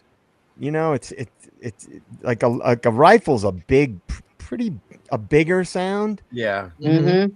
But the like a pistol, like I have a 22, and it's like not loud at all, man. It does not create. It's like a cap gun.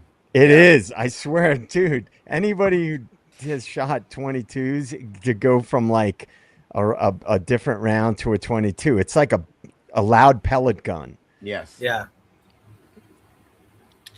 This comment is very interesting to me, and because I was just wondering, could they have just faked whatever he was shooting, like and said it was him, but really, I know how that sounds, but with everything else, I mean, is that plausible? I don't know. Well, being that it took so long to get this information, Robin, like we tried for a long time to FOIA this, and because the case was still open, even after he was deceased, which still makes no sense to me, they wouldn't FOIA any of this until the case was officially closed. So in turn, you know where I'm going with that, right? Dago, I got a question for you, man. Yes, sir. In your opinion, because you and I haven't talked about this as much as I have with the others. Right. Why do you think everything, and this in particular, because we're dealing with it right now, seems to be, there's a shadiness to it, right? Why do you think that is? Because there is, truly. I mean, honest to God, I mean, I don't, after what we heard last night and some of the night before, I agree with Lee. I think one said the same thing. You even said it last night when we were all listening. I feel truly and honestly, because of what I've seen in real life in front of my face, what I've taken part in, same thing one said. They did nothing at all, JJ, to de-escalate the situation. And in my opinion, they did nothing but try to escalate him. And to me, that seems like they were purposely pushing him to do something that would make them take him out that way. As you hear the when SWAT gets there, they're automatically trying to take, well, we got attempted murder, we got this, we got that, let's just take his ass out and be done with it. It sounds to me like this is exactly what they wanted to do from the moment this started, is to get rid of Brent Kopacka. I'm sorry. And I want to clarify this user's question, SRB, right? About did they ever hear his voice? How do I answer this? You hear a voice we believe is Brent Kopacka a lot during the standoff. You hear it at the very, very beginning. Officers open the door and have a face-to-face confrontation with him, and you hear that confrontation by voice. Later on, when there's silence for hours and hours, there's silence and not a word was said for hours.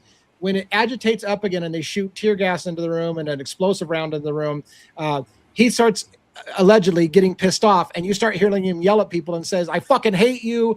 I think at one point he even says, "I didn't murder anybody." He's agitated. He starts screaming about fucking just wanting some alcohol and some cigarettes and fuck you and I hate you and whatever, and leave me the fuck alone. I don't want to. So yes, you hear his voice, but listen, here's the $1 million thing. Never once do you ever see Brent Kopacka. Not once. It's all voice. And here's the weird thing about that. They knock on people's doors. You get to see their faces. At different times, you get to see inside Brent Kopacka's apartment. You get to see in his apartment when it's empty, and all you maybe see is the back of someone that they say might be Brent Kopacka. You never see his front. You never see his face. You see his apartment after they shot him, and you'll see inside his apartment again after they shot him, but you don't see Brent Kopacka. The conversation face to face with Brent Kopacka, 100% black redacted. You're not allowed to see it.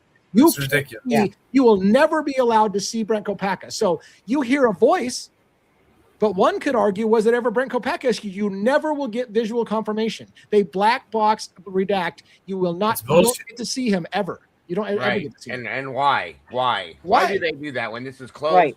He's dead. Why are they hiding this at this point? They show everything else but that. That is my point, Joe, with what you asked me. That's why I feel that this is absolutely shady. And I feel personally that the point to this entire operation was what happened, and that was to take Brent Kopacka's life. Period. I think we all agree on that. It seems at this point they wanted to. Yeah. Go ahead, Lee. Sorry. No, and I mean, people are saying, well, does it sound like him? There are people. I mean, look, and that's so subjective. Does it sound like him? There are other videos of Brent Kopacka. Sometimes I think it sounds like him. I mean, if I didn't go crazy conspiracy theory, I'd say, yeah, I'm going to give him the benefit of the doubt. That probably was Brent Kopacka. Look, taking all conspiracy aside, I feel like I do hear a vet with PTSD having a bad day and having a bad thing, and I think they agitated him and they unnecessarily caused him to panic and start freaking out. And I think it's fucking tragic. I think the guy may not be violent at all, but they fucking pushed him. They just kept pushing him. So it could have happened exactly the way it sounds like, but there's still fuckery. They're still hiding things that he said by not letting us hear it, bringing down the volume so he can't hear. There's something Brent Kopacka said that they don't want the public to know he said. What the fuck is that about? I think what could he have possibly said? I think it's what you said, Lee, is possibly, I didn't murder anybody. And if that's what he said, they don't want us to hear that why they don't want us to hear that, okay? Mm-hmm. Absolutely, you know why they don't want us to hear that, because if he said that and or anything else in that boat, that narrative is going to turn the other direction immediately, and that's not what we're supposed to hear. Right, because for those who don't follow the logic, if he said anything about telling them that he didn't kill anybody or he didn't murder anybody, one would have to argue, did they come to the apartment because they thought he killed those kids and they were planning on killing Kopacka from the very get-go because they thought he was that guy? And if there's anything in that audio that he ever says that indicates that he thinks they're there to kill him for the murders in Moscow, they don't want you to hear that because they don't want you to think that they came there for that reason. Or because he started saying these things, I don't know, that they're after me because they think I did this. They think they're trying to put this on me. We can't hear any of that. That will destroy the absolute narrative 100% right there. And it, that being said, he had to be gone. Period. Yeah. And another thing you mentioned last night too, when this, I know he had an argument or whatever with his roommates, but was it this is what was it? It was December 15th, right? Was this the same? Yeah. The same day that Koberger left? Yes. His father, right? Yes. Which may have started this whole thing. Yes. That's a rumor. I said this. It's a rumor. Video. Yeah, it's a rumor. Right. A rumor has it that Brent Kopacka lost his shit that night when he found out Koberger had left town. That was a rumor. I don't know if it's true at all, but somebody said this all started to happen when Brent Kopacka found out Koberger had left town. So did they know each other? Was he pissed off that Koberger left town? I don't know.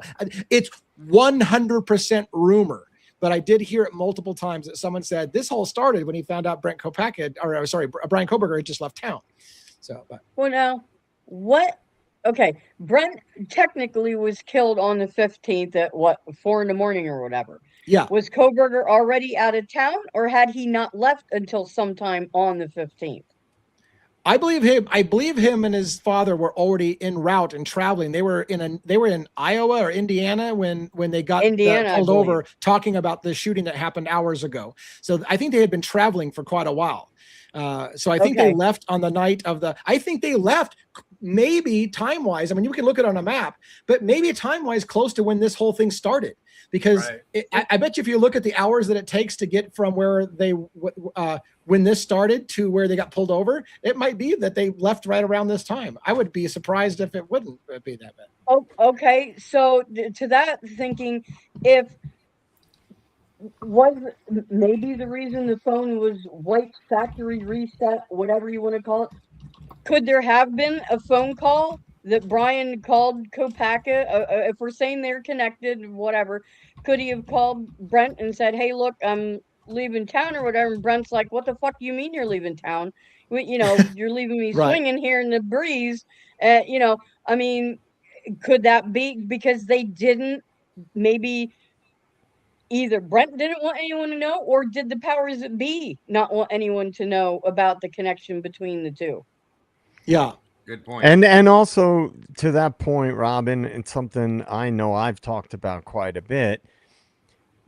If you look into and read about the things that I have, loose ends, whenever the feds are involved in something, are a problem, right? It's it may not be an issue that comes out that much in true crime necessarily, but on the bigger picture, when powerful entities like the military, for example, are involved, or if there is if there were operations going on in the area and there were trafficking things happening, and people that knew about those things would be a threat. And so regular people, I couldn't fathom this. I mean, I can understand it intellectually, but I can't emotionally imagine ever doing this kind of shit.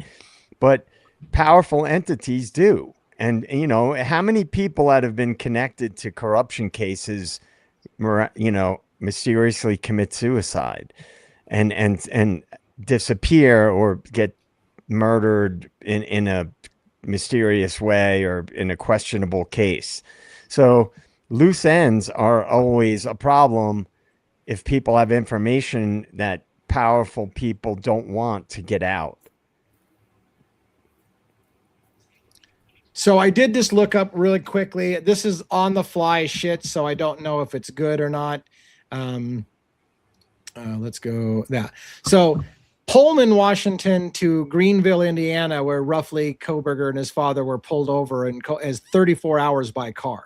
So Koberger and his dad would have to already been driving for a day or so, you know, before this went down. So that gives you that perspective. But they were based on what I think it was stated. Brian's dad was talking about that. Where he said, he was on the body cam. Yeah, he said something about this thing happened yesterday, blah blah blah. So they're already like a day into the trip at that point. So yeah, definitely. Yeah. All right. So anyways, there's a lot to the video, and I know that people aren't going to just go rush out and listen to my 15 hours of audio talking about and breaking down every second, but it was pretty fascinating, I think, for those who did sit and watch. There's lots of little stuff we talk about. I did lose my shit at one point where I lost my shit. And I tell you, partly I'm still losing my shit. I lose my shit because after hours and hours of this guy ringing the fucking phone and saying, Brent, we need to hear that you're okay, and never getting a response. So if you really want to know he's okay, you haven't heard any response saying he's okay. So he must not be okay by your own logic. If you need to hear he's okay, hours have gone by and you hear two cops having a hallway conversation. And he goes, I think he's been dead for a couple hours. Remember back when you heard him groan and you heard that loud, and you're like, oh yeah. He goes, there hasn't been anything for 2 hours since then. I think he's already dead. I think he's in a pool of blood already. And I'm like, holy shit. Like even these officers, one said they heard a loud groan that we never heard. We never heard it on camera. So did they redact that out? Because I listened to every second of those body cameras. I never heard a loud groan, but these officers said, remember when he made that loud groan? I think he's been dead for hours, which leads to, sorry, Dago, I know you want to go, and I'm sorry. I'll make one last point. It leads to that conspiracy theory. What if he did die hours ago, and this whole ending thing is just a staged fucking presentation to make everybody believe that it happened a different way, and maybe he shot himself or was killed hours ago. Yep. And what did I say yesterday, Lee, when I said that we were sitting here for hours and hours and hours, and they're not getting a response from him? And I said, I've seen where they will physically storm the room or the situation if they don't think he's alive. They're not going to let it go that long. They will never let it go that long, not knowing if there's proof of life there. But they did. They did it so many times. So you want to know another weird thing that kind of supports the I hate getting honestly, I'm kind of a conspiracy theorist at heart, but I'm trying to keep the show not be a conspiracy theory too much, right? So I'm trying to keep our integrity and make sure we don't go crazy. But here's another thing that bothered me. Hours go by. No response whatsoever. Nothing, not a peep inside that house. Two officers say, I think he's been dead for hours. Body cam footage ends. There's a break before we pick up the next body cam footage available, and they're in the middle of chaos and things happening. And I said, what happened between the fucking dead silence and them saying, I think he's been dead hours ago, to now we're in the middle of a standoff and firefight and all this shit and yelling and screaming, and like, what happened in the interval that we're missing? You know? Like, it's more than likely something they don't want us to know. Yeah. Mm-hmm.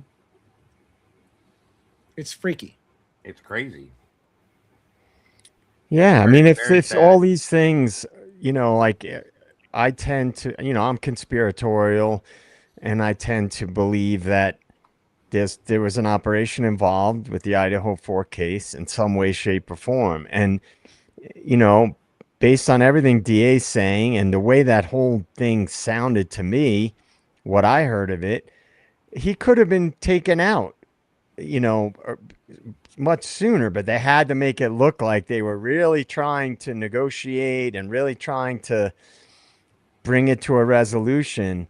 Yeah. And so, that's my gut instinct based on some of these weird inconsistencies about this whole thing. By the way, this is a cool to plug while you might, if you've got spare time and if you just want to like to put on headphones and listen at work, I do encourage you to go listen to our 5 hours and my commentary, because this was a cool moment. What this person is talking about. This is supposedly when Wade's body camera dies. Here's what's cool. We were listening. One was here for part of it. We were asking, why is that you keep hearing this clicking all the time? There was this clicking sound, click it, click it, click, click, click, click, and it would go on and off all the time on the videos on people's body worn camera or whatever. We were trying to figure out what it was, and some people were saying, well, it's a low light sensor or whatever. What it turned out to be, Cat Farm, I think, in our chat figured it out.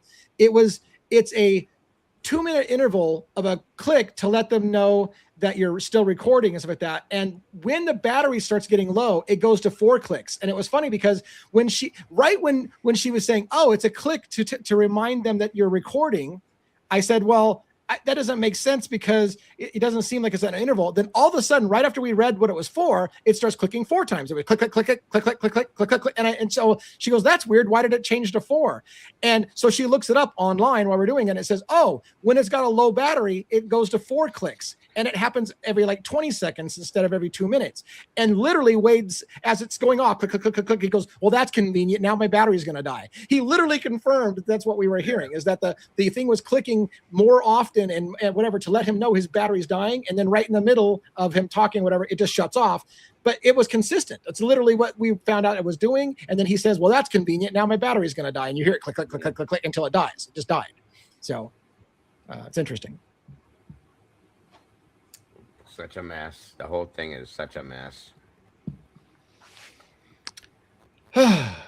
Yes, just believe the mainstream media, guys. They really have our best interests at heart.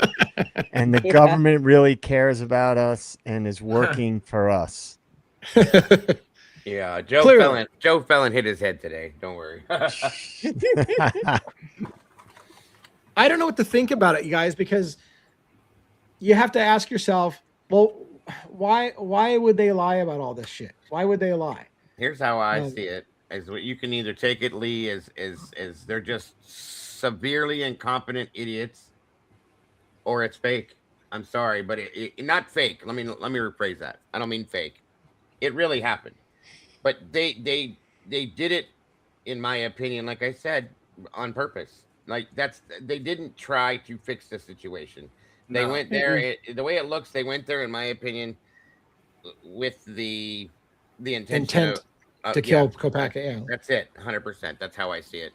Yeah, again, you got Dago. You got his perspective. You got mine.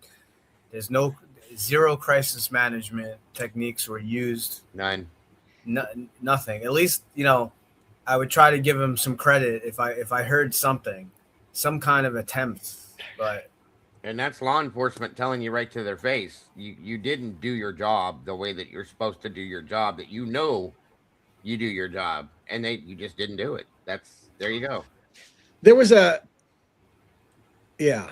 don't know what to think about it. I mean, there's moments where it sounds authentic and there's moments when it feels like it's staged. There was a moment that seemed really inappropriate when they fired a ferret round into the window, which is designed to explode and cause pain. And it sounds like you hear Brent Kopacka or whoever it is respond in pain, and the officers laugh. Like you hear it, bam, and he goes, ah, and you're like, ha, ha, ha. They laugh like I think it's funny. I'm like, this is not a funny situation. Now, I don't know. Maybe in the stressful situation in that moment, you're like, oh, I don't know. But it's just like it felt awkwardly inappropriate to be laughing that you just. Yeah. Unless they're laughing, Lee, because they got somebody in the background doing fucking sound effects. Put it on you know what I mean? Right, I mean, right. Just saying, Jesus Christ, I'd laugh at that too, but Yeah. Oh, good one there, Steve. Good job. Do it again, Yeah, I don't know, man. I don't know. It's crazy. Look, I mean, if Brian be all Koberger, if Koberger's the guy and everything is on the level, then why all the shadiness? If you've got the evidence and you've got a strong case and everybody's on the up and up, then why all the inconsistencies? Exactly. This is the thing. Yeah. People, the people that get pissed off at those that are questioning it, if it's all solid, prove it to me. Exactly. Yeah. Don't be shady. Don't hide things. Don't redact a bunch of shit. Don't really, hide all the information and fucking lie about all kinds of shit that happened. And the whole mainstream media is in lockstep. And authors are writing 3 different books that I consumed about this case. Yeah. And it's all the same basic narrative with a few little twists and turns. They each put a little bit of a spin on it. But essentially, it's all the same narrative. Why?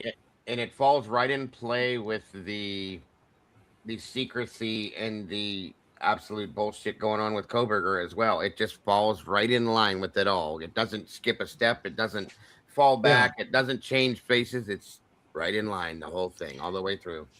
Yeah, I want to. Yeah, and again, I mean that kind of answers the question about why they would lie about the Kopacka thing or why they wanted him dead. If they had a narrative on Koberger, and then and then that Kopacka is involved, and they could have been trying to cover up that whole connection. One of the things, and I want to make sure you understand, I'm simply repeating things that people have been saying, and a moment that happened in the audio that was weird. There was a couple of officers joking about this event when it was going on. What are you doing next Thursday? Another training exercise? As if they were saying that this was a training exercise. He goes, they're laughing because of how long it was going. And they said, what are you doing next Thursday? Another training exercise? And then there was another moment when someone says, why do they always do these things in the winter? Why can't they do this in the summer? Yep. Do what? Are they talking about crazy guys or training exercises? Like, why don't they do these training exercises in the summer instead of the winter? And because, and it's like, it makes you wonder, like, was this a training exercise that they then spun into making it look like it was a real event, and it was just all, and maybe that was, the whole authenticity was just actors acting out so that the officers would get used to what it would be like to be in a situation. Like, how far would they how far do they go to reenact training for officers or SWAT members to make it as realistic as possible? Is there any possibility they train to this level? Yeah, they do. I've been involved in an active shooter thing. They'll do the whole 9 levels. They'll bring everyone. They don't do it all the time, but they've done practice scenarios. Like if an active shooter is going into a college, we have nearby colleges, and they'll bring everyone. They'll put drones up. Yeah. They'll have like I said, the first responders on scene is going to be the patrol officers. They're going to be first to go in because for obviously an active shooter, loss of life could go on. So they're going to be the first ones that go in. They're not going to. You're not going to have time to have a whole SWAT team set up. Like, will they come? Yeah, they will come. And confirm. Oh, sorry. Oh, no, I was just going to say they did it with us, and they brought us clear from the station like it was a real call. They toned us out. Right. And wouldn't responds 100%. And wouldn't they in a really good scenario for training have an actor and see how the officers respond? They would have an actor pretend like they're the suspect and see how the officers are going to respond to that situation. Can they make real world decisions and whatever? Wouldn't they have an actor? Yeah. Can I put a tinfoil hat on? Am I allowed? Go ahead. Yeah, you bet. Okay.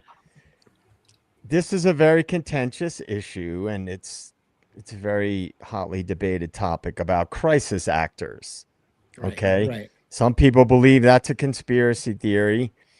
I would argue, of course it's not. They need to train people for operations. And the thing that I always try to get across to people is I want people, don't take my word for things, because most people that think this is horseshit, and a lot of the things I talk about are horseshit, just haven't done research on it. And 10 minutes of research, you could find out a lot of these things are actually not conspiracy theory. So the government is legally allowed to lie to the public. It's written into law. And by default, basic logic, any proxy of the government falls into that same category. So if operations are taking place, and they could be training, they could be other types of operations, these are things that are very plausible. I think they're absolutely real and they happen all the time. But these are things, and I won't even go far at all. I could go for hours about this, but I'm just saying, if you, there's reasons why so many people don't trust the government. It's not, it didn't come out of thin air. There's a historical basis for it.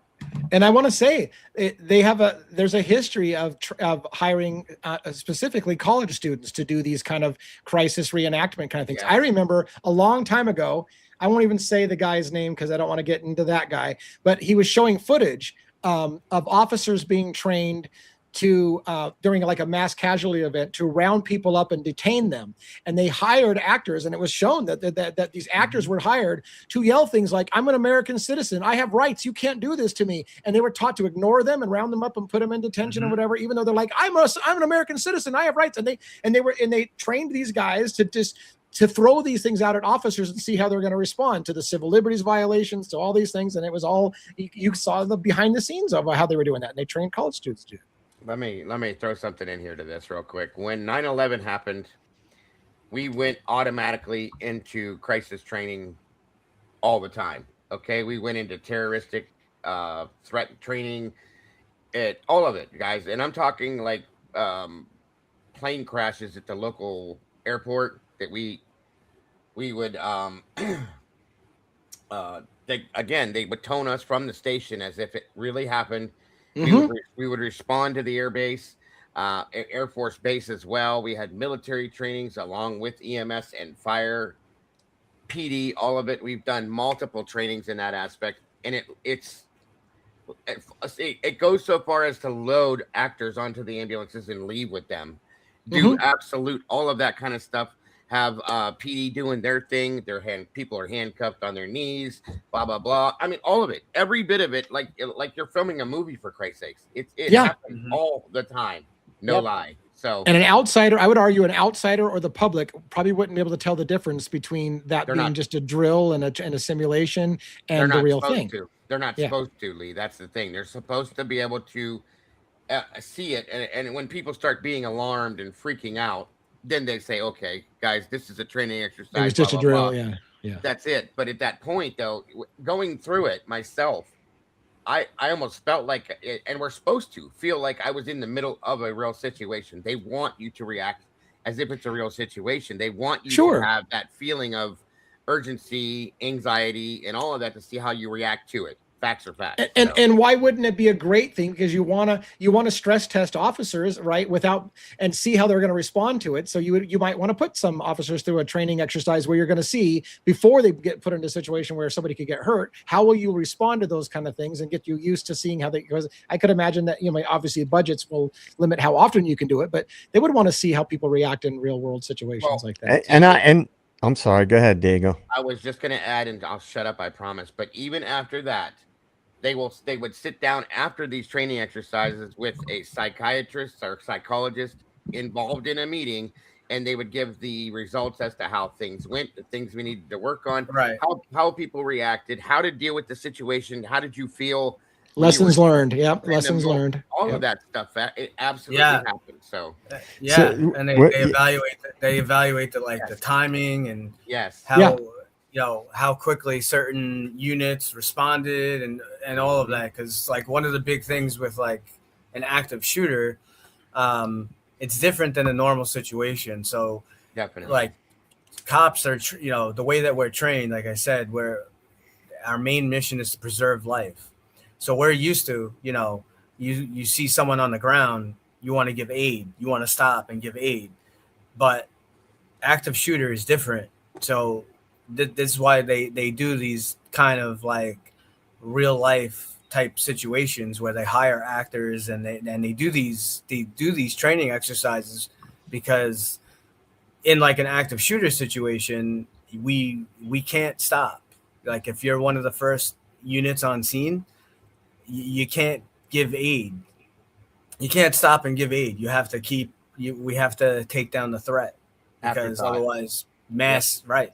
So it's kind of, it's like the opposite of the way that we're normally trained. So, and I'm not saying that happened in this case, but in this kind of scenario, if the guy that was in the hotel room was part of a drill, then the sniper took him out, and then everybody gets told that it's over kind of thing would be a good drill scenario kind of thing. Like they're going through the paces, everybody's doing their negotiations and practicing the whole thing. And then they say, okay, the guy's been taken down, it's over kind of thing. And it would be a pretty good drill scenario. Now, again, you'd have to make sure officers didn't have live rounds to shoot him, but you know. Right. And to go along with that, just kind of like down the rabbit hole sort of theory, there's no furniture in this apartment, right? And right. So I mean, look, I'm not saying that I'm, that I believe that he wasn't killed, but it would match. It would go along. I mean, when there were so many, here's one of the issues. The government largely thinks everybody's a moron, right? Yeah. And they can tell you whatever they want to tell you about any given thing. I'm sure everybody here and everybody in the chat has heard of the term agent provocateurs, right? And a lot of these events that we see happening in the world right now are, in my opinion, being deliberately escalated to foment civil unrest. And I believe that's always happened. There's no question about that. We know that for a fact that has happened throughout history. And, let's go way back. Occupy Wall Street. You send agent provocateurs in, they start acting crazy and violent. That gives the grounds to shut down a peaceful protest, right? Yes. Yeah. I won't go into this one. Yeah, I was there. Yeah, I mean, just to touch on what's happening with the ICE agents, in my opinion, and I'll leave it at this, I won't go into it. I believe that the ICE agents were brought in not to deport people, not to do what they're supposedly trying to do, but as agent provocateurs. In my opinion, and I've seen a lot of this shit. And so that is why I think the way that I do. It's based on historical facts. So when all a case happens, a high profile case, and there's power and money and politics connected to it, I will always question the validity of what we are being told. And I believe we should all do that because, and some people may push back and say, well, not everything is a conspiracy. No, I don't think people are saying that everything is a conspiracy, but a lot of things are. Yeah. Well, I mean, and again, this is where I get in trouble when I try to say, I don't want to talk all the time about conspiracies, but by the same token, to be intellectually honest, you have to entertain the possibility that this kind of thing does happen. So if it does, you have to ask yourself, could this be one of those? No, not every case in America is some kind of secret operation that didn't happen, but to be intellectually honest, if there's teeth to it, you should at least review it as an option because there is a historical basis for it. So then you have to ask yourself, can this be that kind of situation? You have to talk about it and rule it out because it's something that's happened before. So, yeah. Good point. Very good point. Oh, that whole shooting though of Brent, if it was legitimate, if it wasn't legitimate, shame on every fucking buddy in America. Like the amount of emotional wreckage that they've created across the country for people being divided over what happened in Idaho 4 and what happened with Brent Kopacka and the hatred and the shame on them if it's all a staged thing and it didn't really happen. But if it did, it's also very tragic because I don't feel like it needed to happen. It was. If it happened the way that it sounded like it happened on camera and stuff like that, it sucks. It didn't have to go down that way. And I felt more sympathy listening to Brent Kopacka in that situation if it was real, because I just felt like he really was a man that you could have de-escalated and they just made zero attempts to de-escalate. It's like they wanted to kill him, and they just made zero attempts to de-escalate, and they could have. They could have de-escalated that. Yes, sir. Yeah. Very sad. Absolutely. Very sad. This man could have been living his best life right now, and absolutely they did not want it or allow it to happen, and it's sad. It is. So in 10 years, if we find out that this was all an exercise, how will we feel? I'll probably be dead in 10 years, so it'll be all good. Same here, but if we are here, I'll be just as angry as I am about it now, to be honest with you, because it's bullshit. I mean, if what really happened to him, everything that was recorded audio wise and video and all that kind of stuff in it, if it wasn't a real situation and something else happened to him, shame on them all. Shame on every one of them for doing that to anybody's family, friends, loved ones at all. That's just so shameful. I am going to listen. I am going to watch, and I probably will air for those who want to sit in, because it's just optional for members only. I am going to watch a few more body camera footages to see if I can hear Brent Kopacka ever utter those words. I'm going to start killing people in the parking lot, because I really don't believe he said it. So I want to see it. And if he does, I'll be the first to tell you all, well, he fucking said it. I heard it. Like, and granted, it'll still leave us with, did an actor say it or did Brent Kopacka say it? So you'll still have that issue. But I don't even believe the words were said. I think it was just said over dispatch to give a pretext for the shooting myself. But we'll see if I'm right about that. But what was I going to say with that? So I will be watching more hours of that, but it's just it's hard to listen to, and it's just, I don't know. I feel exhausted. I've been listening to hours and hours and hours. Longest streams I've ever done, and it's a lot of work, and it's taxing. It's taxing to listen to it, especially when you're trying to listen to every little micro word that's being said and trying to hear what the tone was, and it could have been something else. It's mentally taxing to do that for 5 hours at a time. So, but I will do at least a few more, but I think I'm going to take tomorrow off for the most part. I think I'm going to try to take tomorrow off, because I got to practice for a drone test, so that hopefully I can put a drone up in the air on some of the crime scene places that I'm going to put boots on the ground on us with that. And I want to be able to fly it with my commercial license so that I can film for YouTube and stuff like that. And I have to have a pilot's license for that. So I have to, or a drone pilot license. So I'm studying for that. Tomorrow's going to be pretty much a day off, although I will be here for the live tomorrow. Then you guys got the show for me on Sunday, so I can have my day off with my friends to play cards and try to refocus my brain. So I feel exhausted from this week with the amount of hours I put in. So I'm going to take a kind of a little lighter schedule tomorrow and just take a training day and then followed by a day off. So, you got your answer to the question you ask me all the time, Lee. How do I do it? You did it. That's how you do it. Just like you take breaks. No, the long hours and one after another. Now, you've said to me before, I don't know how you do it. I don't know how you do it. Oh, I did it. Yeah. You did it. 100%. You get it. Yeah. I mean, I'll tell you as a parting thought on that, that was time well spent, because I no longer have to have everybody else tell me what they feel about the Brent Kopacka shooting. I heard it all the way through with my own ears, and I formed my own opinions. And for me, that's super important. Now, when people say, hey, what do you think? Was that a real event or not? I can speak on a level that's more than just rumor mill. I heard it for myself, and I can give my real feelings, because I listened to hours and hours and broke down and rewound things and played it over again. So it felt great. It felt great because I can now speak with confidence on what I feel about Brent Kopacka, because I listened to it a lot, and we'll listen more even. So I like that. It was time well spent. So do you have to take because I had at one point did one of the drone operator licenses like several years ago, but there's like different levels to it. Are you doing the commercial one? Yes. Yeah. Okay. Just for those real quick, if you have a drone that like you sell at Costco that's under 250 grams in weight, you don't have to have a pilot's license for it or anything like that. You do have to register the drone, but you don't have to have a pilot. Like, you're recreational. However, if you put any of that footage on a monetized YouTube channel, you're now commercial. So you same drone, same everything, But if I put any of the footage on my monetized YouTube channel, it's a commercial use now, and I have to have a special license, and it requires a bunch of extra training, and I have to have more rules about what I can and can't do.